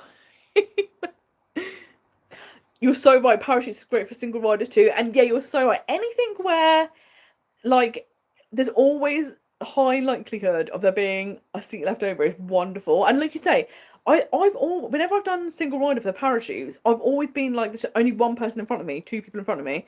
So you almost immediately get on, which is wonderful. It's so good. It works so well. And that is something I do think is good at Disneyland Paris. They do have a lot of single rider lines compared to, like, Disney World has virtually none. It's only like 4 or 5 rides or something. It's ridiculous. Whereas Disneyland Paris have utilised it so well. And that's the thing, if you can send a ride with more people on, then do it. Like, absolutely do it. It's nuts. The interesting thing, I don't know if this is why they don't do it so much in the US, is loads of people complain. They're like, oh, if I go on a ride and a single rider sits next to me, I'm furious. And I'm like, I mean, it doesn't make sense to me. I'm just like, but they need to get as many people on the ride as possible to keep the queue down. So I don't know if that's why they just didn't do that, or if it's more of a more recent concept. So Disneyland Paris have been able to incorporate it easier than a park that's been around for a few decades more. I don't know. But I think Disney World are kind of missing a trick by not doing more single rider queues, because they're fantastic. Yep, this is so true. With Crush, you have the same load and unload space, which makes it a longer wait, which is so true. Because, like you say, with something, again, like Phantom Manor, you're getting on one area, you're getting off a different area, fantastic. Whereas with that, it's just the same thing. You're like, oh no, it's just really slow, isn't it? I wonder if say it didn't exist and they built it today, how differently they would do it. Because surely they would go, this hasn't worked correctly. Because it's so popular as well. But it's just like, yeah, the queue is so long because of how inefficient the ride essentially is. This is the thing, isn't it? Like, single rider is such a quick interaction. Like, if you don't love single rider, it's like a minute of your life spent with a stranger. And I've actually had amazing interactions with people as a single rider. Like, I always remember once I went on Rockin' Roller Coaster. Now, admittedly, I went on it. It used to be one of my favourite rides. Before I used to get motion sick, me and Christian, when we went to Disneyland Paris like 12 years ago or whatever it was, we went on it like 13 times in a row. It was ridiculous. But I was in Disney World. I was like, right, I love Rock and Roller Coaster. Hopefully I'll be okay. I was not okay. I had to sit down for an hour and a half afterwards. However, what was really fun is I was wearing an Ursula t-shirt and the girl I sat next to was in an Ariel t-shirt. And we were like, this is incredible. Like, what are the chances that we're sat next to each other? And then I remember going on Tron. Very first time ever going on Tron. The group in front of me were a group of 3. And there was 2 seats in the final row, so the two people got sent to that, and then the man was on his own, but he was sent to the first row, and then I, per chance, was behind him, so I also got front row. I never ever thought I'd get front row on Tron as a single rider. Incredible. But then he was talking about he actually rides motorbikes, so I was saying, like, oh, is it quite realistic to, like, the way you feel like when you're sat on a motorbike? And he was like, oh yeah, no, it's great, like, and it was so fun. And then as we were going towards like the launch, he was like, what are we doing for the photo? And I was like, yeah, we have to come up. So we decided we're going to do arms up. And it was so fun when you have these little memories with strangers. So yeah, I always think it's wild when people are like, oh, don't sit next to me. And you're like, oh, but people can have so much fun together. It's not. And like you said, yeah, it's just a few minutes of your time. Like, it doesn't have to be like, you know, suddenly we're lifelong friends. We're pen pals. Like, it's fine. It's just gonna be a few minutes, and it's just like anything, isn't it? Like on a bus, like if something's busy, you know, it makes sense that you're gonna be sat next to someone. It's just how the world works. And I do think probably like the pandemic. I mean, the pandemic in some ways was like after it, when the parks could start to reopen. You know, back in the day where it was, every party would have their own seats. You would never sat with strangers and stuff like that. It was nice. And I do find sometimes you still have that. So, like, in America, for example, or even, to be fair, Disneyland Paris, like, Pirates of the Caribbean, always sat on my own still, in my own little row. They don't put extra people in my row with me. So you do have, like, elements to that.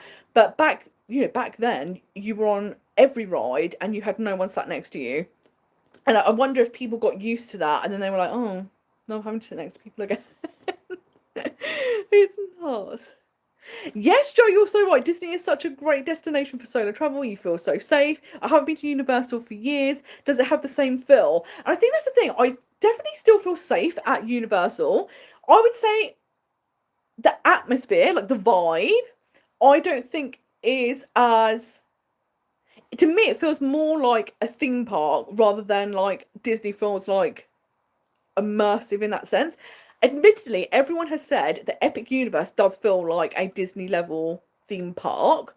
So I'm really interested to see if they also have that immersive feel rather than it just being a really good theme park, which is what I think the other Universal parks feel like. Apart from the Wizarding World. The Wizarding World, I think, is the first time they dipped their toe into like proper immersion, and they've done it so well.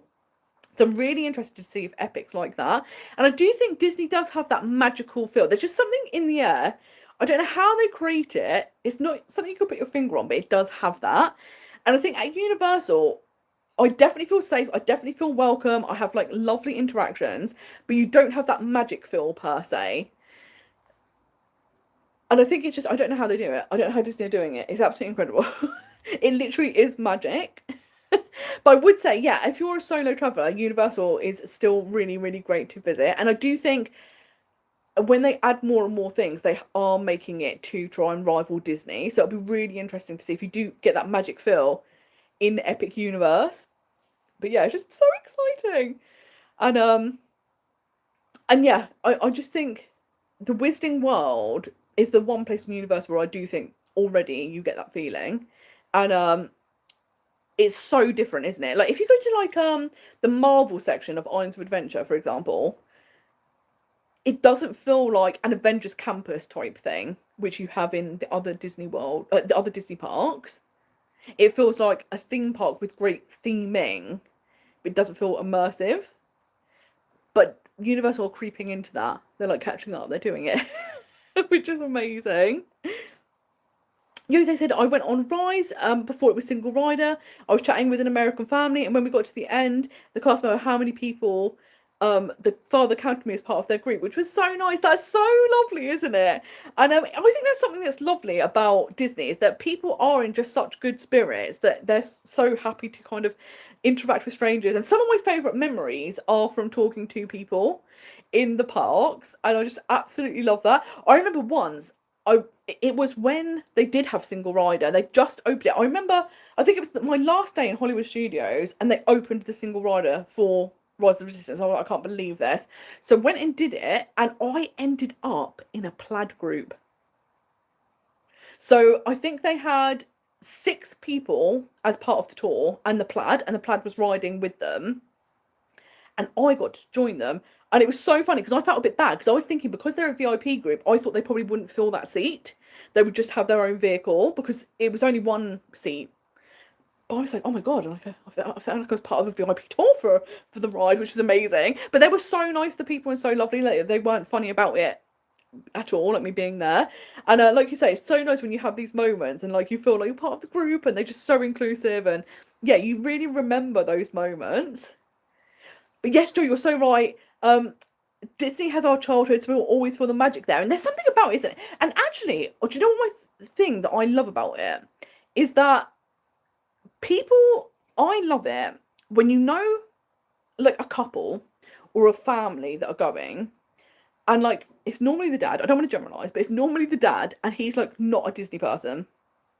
Like, probably saw some films growing up, didn't have any particular affinity for it or whatever, and he's kind of been dragged along. And then they go to the park and he becomes obsessed. He gets it. Like, the magic gets to him.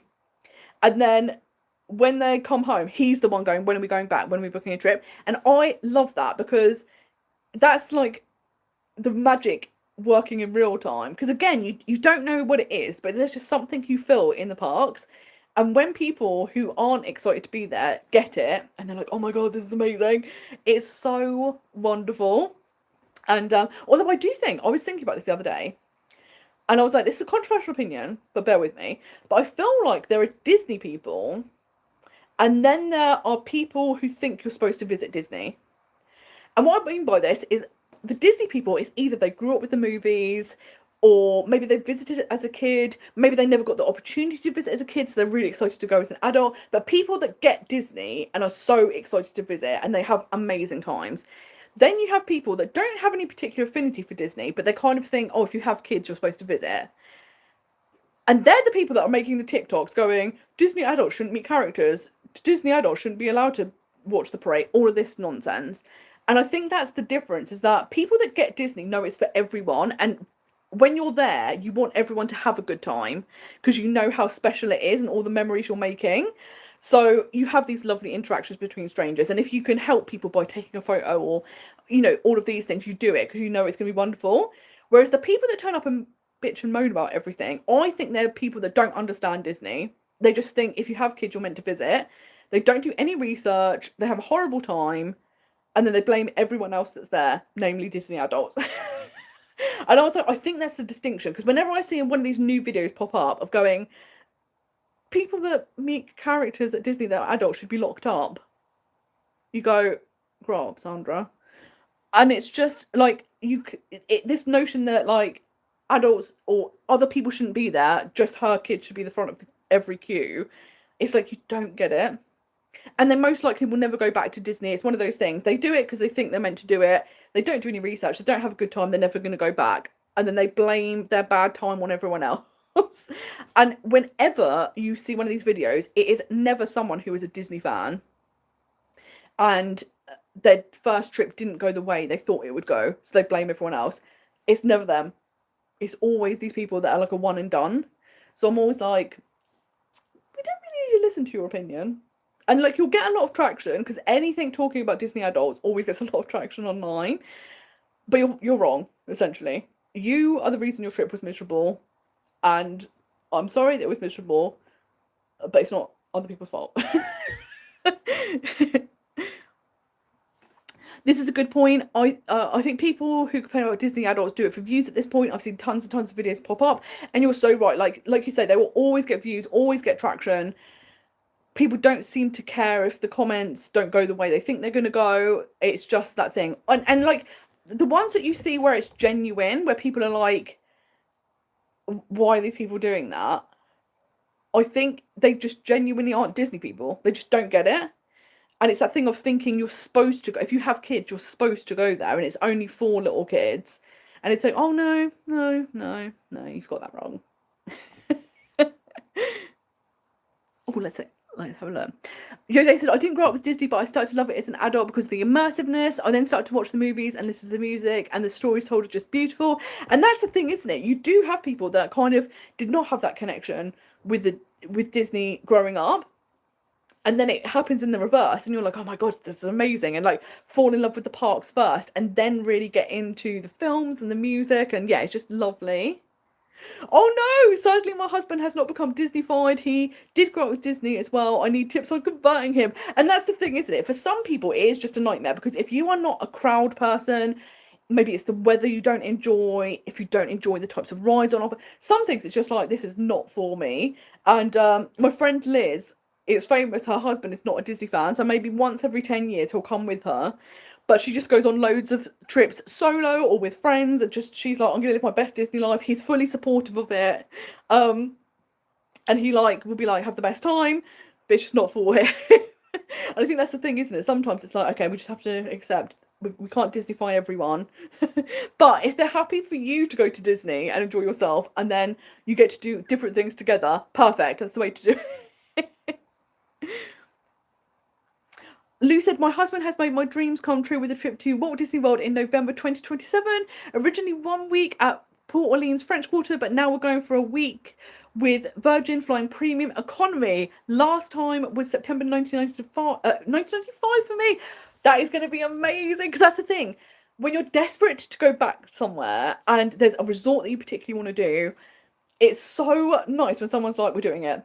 And like you say, having the premium economy flights are going to be so nice. It's just so nice to have that extra comfort, an amazing resort. And I can't wait for you to experience Disney again and see the updates and the differences, because I always think that's so much fun. When there's been a gap between visiting, it's so great because you have that nostalgia and the stuff that you loved that is still there, but then there's all these new things to experience as well. And I just think it's so fun. It's so good. Jose said the message that you can do everything that you dream of is such a great life lesson. I'm so with you. I say this all the time. I think that's one of the reasons why I actually think Disney can be more enjoyable for adults than kids. Because as a kid, it's just so exciting because you've got the fun of the rides and you're getting to meet these characters that you love. But as an adult, going there, and like you say, all of the shows, the nighttime shows, just everywhere, the messaging is you can do anything that you dream of. And the fact that you're standing in the embodiment of that, like Walt Disney dreamed this and he made it happen, is so powerful. And I think, like you say, as an adult, it can get knocked out of you because it's that thing of, oh, but you've got bills to pay, you've got stresses, you've got this, you've got that. And the idea of chasing your dreams becomes more and more difficult. So to go somewhere and be so invigorated and like, no, actually anything is possible is amazing. And it's so powerful. And I think that's why so many people love it, because you really do have that reminder that, like, you know, life doesn't have to be stress and dreary and bills and worry. Like, you can follow those dreams and take that leap of faith, and like, you know, that's what Walt Disney does, and you're now standing in the embodiment of that. Is so wonderful. Oh, I love that you're now going for 2 weeks instead of one. This is incredible. The trip's getting better and better. And I love that your husband's a reluctant Disney husband. He's like, look, I know you love it, so we're going to do it full out so you can have the best experience. I might not be the most excited about every single element, but I'm doing it. It's so good.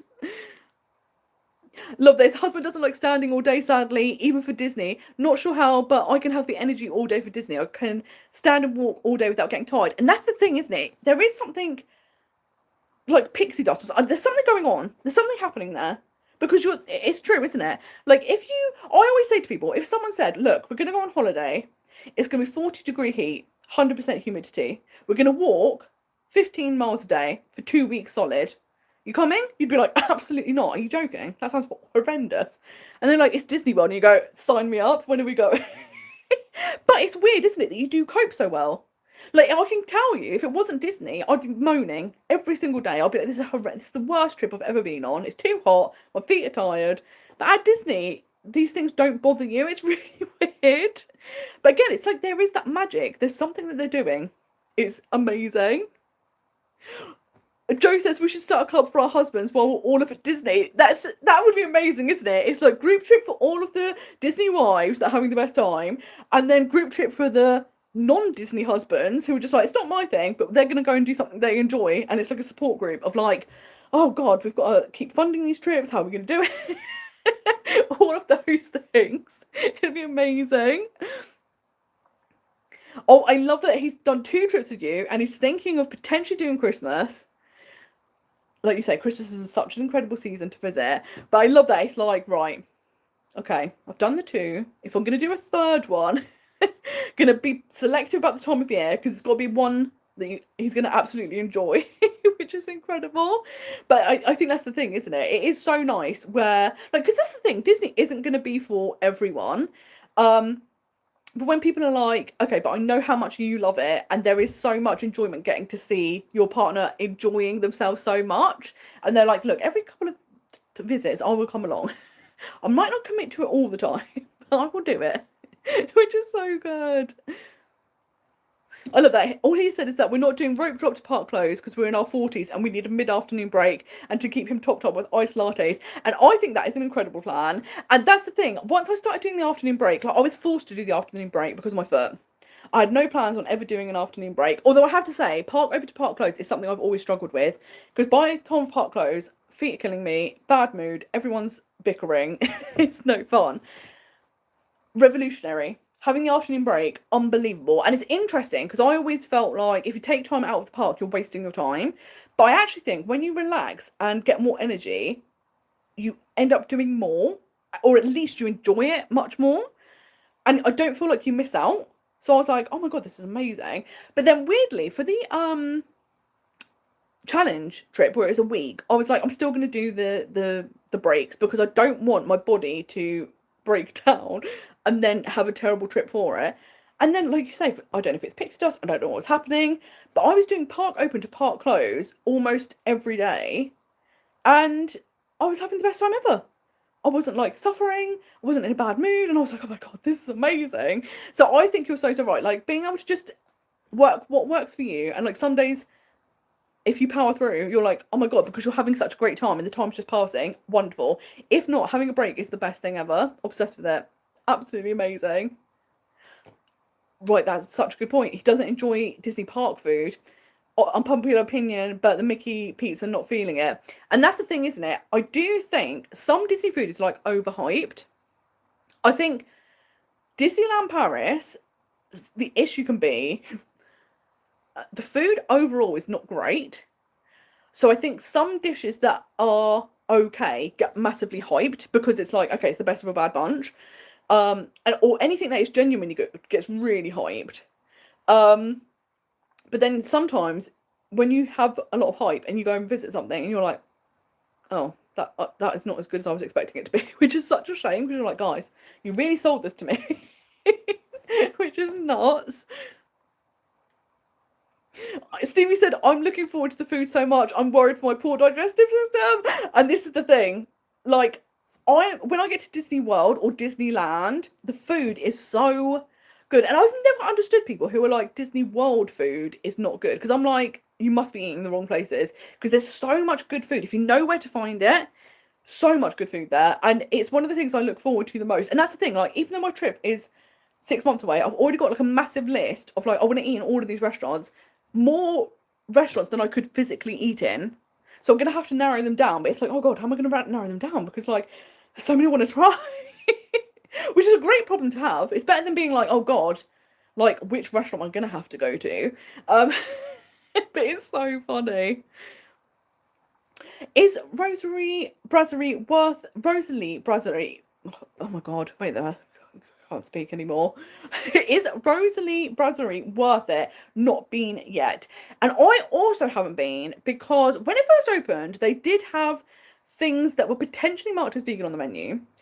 But when it's not a Disney owned place, I always get leery. Like, do they know what vegan means? Is it really vegan? So I kind of stayed away. And now they have no vegan options on the menu. So I've not actually been there yet. Now, what I have heard is if you don't have dietary requirements, or at least if you're not vegan, it's supposed to be amazing. Everyone I know that's eaten there has loved it. They all rave about it. They've been multiple times. So I definitely say if you don't have dietary requirements, but I do think they do have like gluten-free options and stuff. So like even if you have some dietary requirements, it's still very, very good. It's so worth adding to the list because it's supposed to be amazing. And oh, love Agrabah. It's so good, isn't it? And it's one of those that I haven't been to for a while, so I want to go back and revisit it. But it's just the food's really great. I think the interior is amazing, and it's also really good for anyone with dietary requirements. They have loads of options, but oh, so good, so good. Jose says, I almost never rope drop and go to the parks around 10 to 11 a.m. and stay until park close because I love the nighttime shows and need my sleep after that. But I go for 2 weeks, so there's time. And that's the thing, isn't it? I always say to people, when you're going for a longer period of time, you've got enough time to do absolutely everything. So you don't need to do park open to park close. And you can either do a mixture of like early mornings to take advantage of the quieter parks and then the evenings for the late shows. But if you are someone who naturally is someone that enjoys evenings more, you're more of a night owl, do that. Like go into the parks later, stay later. If you're an early bird, go early, leave early. Like, I think that's the thing, isn't it? I think there's so many people that hear like this is the way you should do Disney that they try and force themselves to do it. But I'm like, actually, just doing Disney the way that works for you. And I think the problem is you kind of had to have gone to Disney for one trip to work out what that is. But then after that, knowing like, oh, I love an afternoon break or I love an evening in the parks, you can then do it the way you enjoy, not the way that you're supposed to do it. And yeah, it's just so lovely. Yes, Lou says, I can't wait to go on Rise of the Resistance with him. We love Star Wars so much. And yeah, it's just, oh, it's such a good ride. It's so incredible. And like, I think it's amazing whether you like Star Wars or not. But if you like Star Wars, you're gonna, it's just the best thing. It's like being in Star Wars. It's absolutely incredible. It's so good. And yes, it's interesting because this is the thing that's good about Disneyland Paris. They have vegan options in basically almost all of their restaurants. Anything that isn't Disney owned is still like they might not have vegan options. They might occasionally, but they're not. And I think in France it's way more difficult to be vegan, as in if you go to vegan restaurants or supermarkets, you're fine. If you go to a normal restaurant, it's rarer to find vegan options. And even in the US, it's a bit like that. In Orlando, there's great vegan restaurants, but outside of that, you will struggle or have to do so many modifications and just hope that it turns out okay. Like, it's so funny. So I sometimes think, like, being in the UK, you're really spoiled because it's easy to be vegan here. But yeah, I've heard great things. So hopefully, eventually, they will add something back on the menu because Rosalie Brasserie, I don't know why I find that so hard to say. It does look so good, and I've only heard good things. So yeah, it's amazing. Oh, this is a great question. What is your favourite quick service at Disneyland Paris? And there's a few. I really love Colonel Hattie's Outpost. I think the curries there are so good, and it's so interesting to have a different option that isn't kind of like burgers, hot dogs, like traditional theme park food. Absolutely love that. I also love Restaurant Hakuna Matata. Again, really interesting options. Toad Hall, unbelievable. So good. Also, the decor is incredible. It's so amazing. Cassidy Coco is always a good choice with their burritos. And I also really liked Nordic Crowns because, again, it was so nice to have a very like Nordic feeling meal where you've got the meatballs, the mashed potatoes, the vegetables. But again, it felt like a different type of option for a theme park. So it's really nice that there's quite a lot of good like options for quick service now. Also love Super Diner. The downside of Super Diner is it's not always got very long opening hours, so it can be hard to visit. But I love Super Diner as well. It's so good. And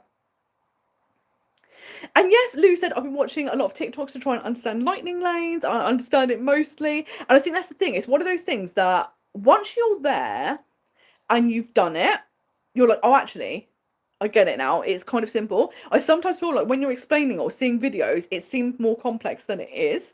So that's always interesting. But yeah, it's so handy to be able to kind of skip the queues. You can save so much time.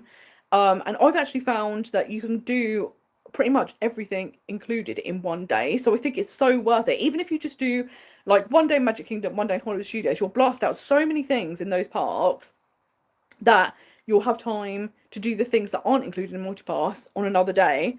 And yeah, it's so beneficial. It's so good. Hi Lisa, how are you doing? Lovely for you to join us. I hope you're doing super, super well.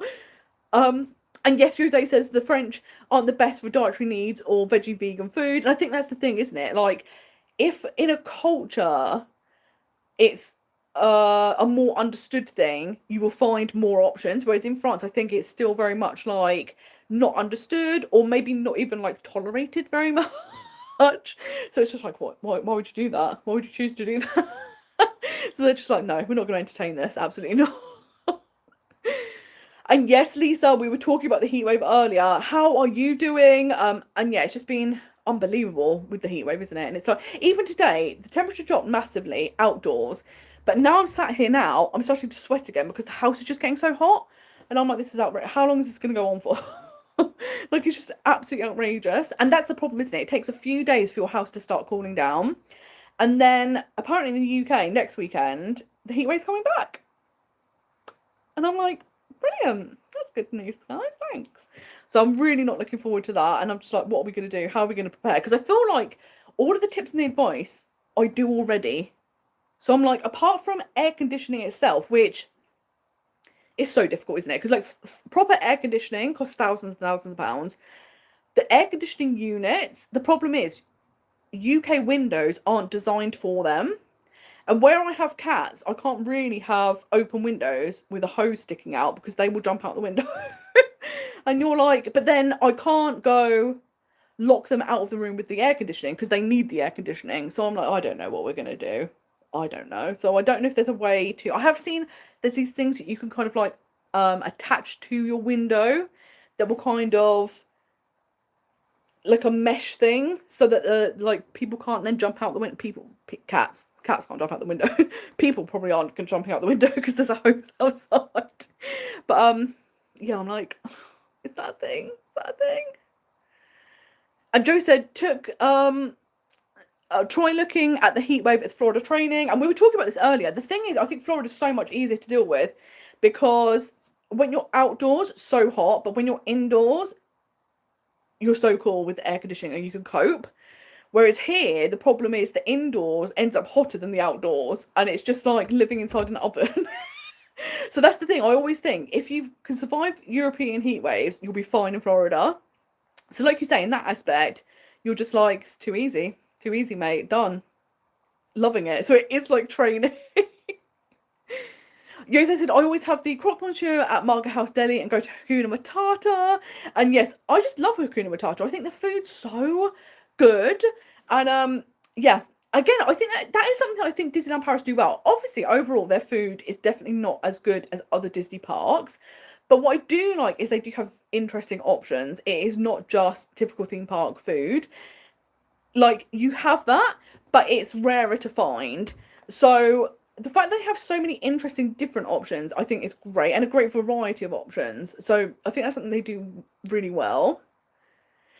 And Lou says roll on winter, and that's the thing, isn't it? Like, I know, like, particularly British people, we love to talk about the weather and we like to moan about the weather, but I'm like, I would take winter over this every day. The only thing that I like is the longer days. Like, in the winter, when it's dark until like 8:30 in the morning and then dark by 3:30 in the afternoon, horrendous. But the heat, nope. And like cold, you can wrap up, you can put layers on, there's loads of things you could do. Heat, once you get too hot, there's nothing you can do. Once the house gets too hot, nothing you can do. And I'm like, well, this is awful. This is horrendous. Lisa says, it is training for me my stay in September. And that's the thing, isn't it? You have to just go, that's what we're doing. When I get to Florida, it's going to be a breeze. I'm going to boss this because I've been doing it all summer in Europe and it's been awful. So it's going to be so good. And yes, Jose, allergies don't exist in France. And that's the thing, isn't it? It can be like so interesting that they're just like, no, no. Like they don't take it seriously. And that is something that does worry me. Like Disneyland Paris, I feel like because it's owned by Disney, should operate more to the American standard when it comes to allergies, as in believing they exist. Because, like, you know, I've had it before with Pim Kitchen. Hate to bring it up, but the fact that you know, 2 chefs were checked with, and both of them went, these dishes are fine for you, and they all had dairy in, and then I was ill for the last like day and a bit of my trip, and had to like travel home to the UK ill, was horrendous. And it's one of those things that I will feel awful, but I'm not going to get hospitalised.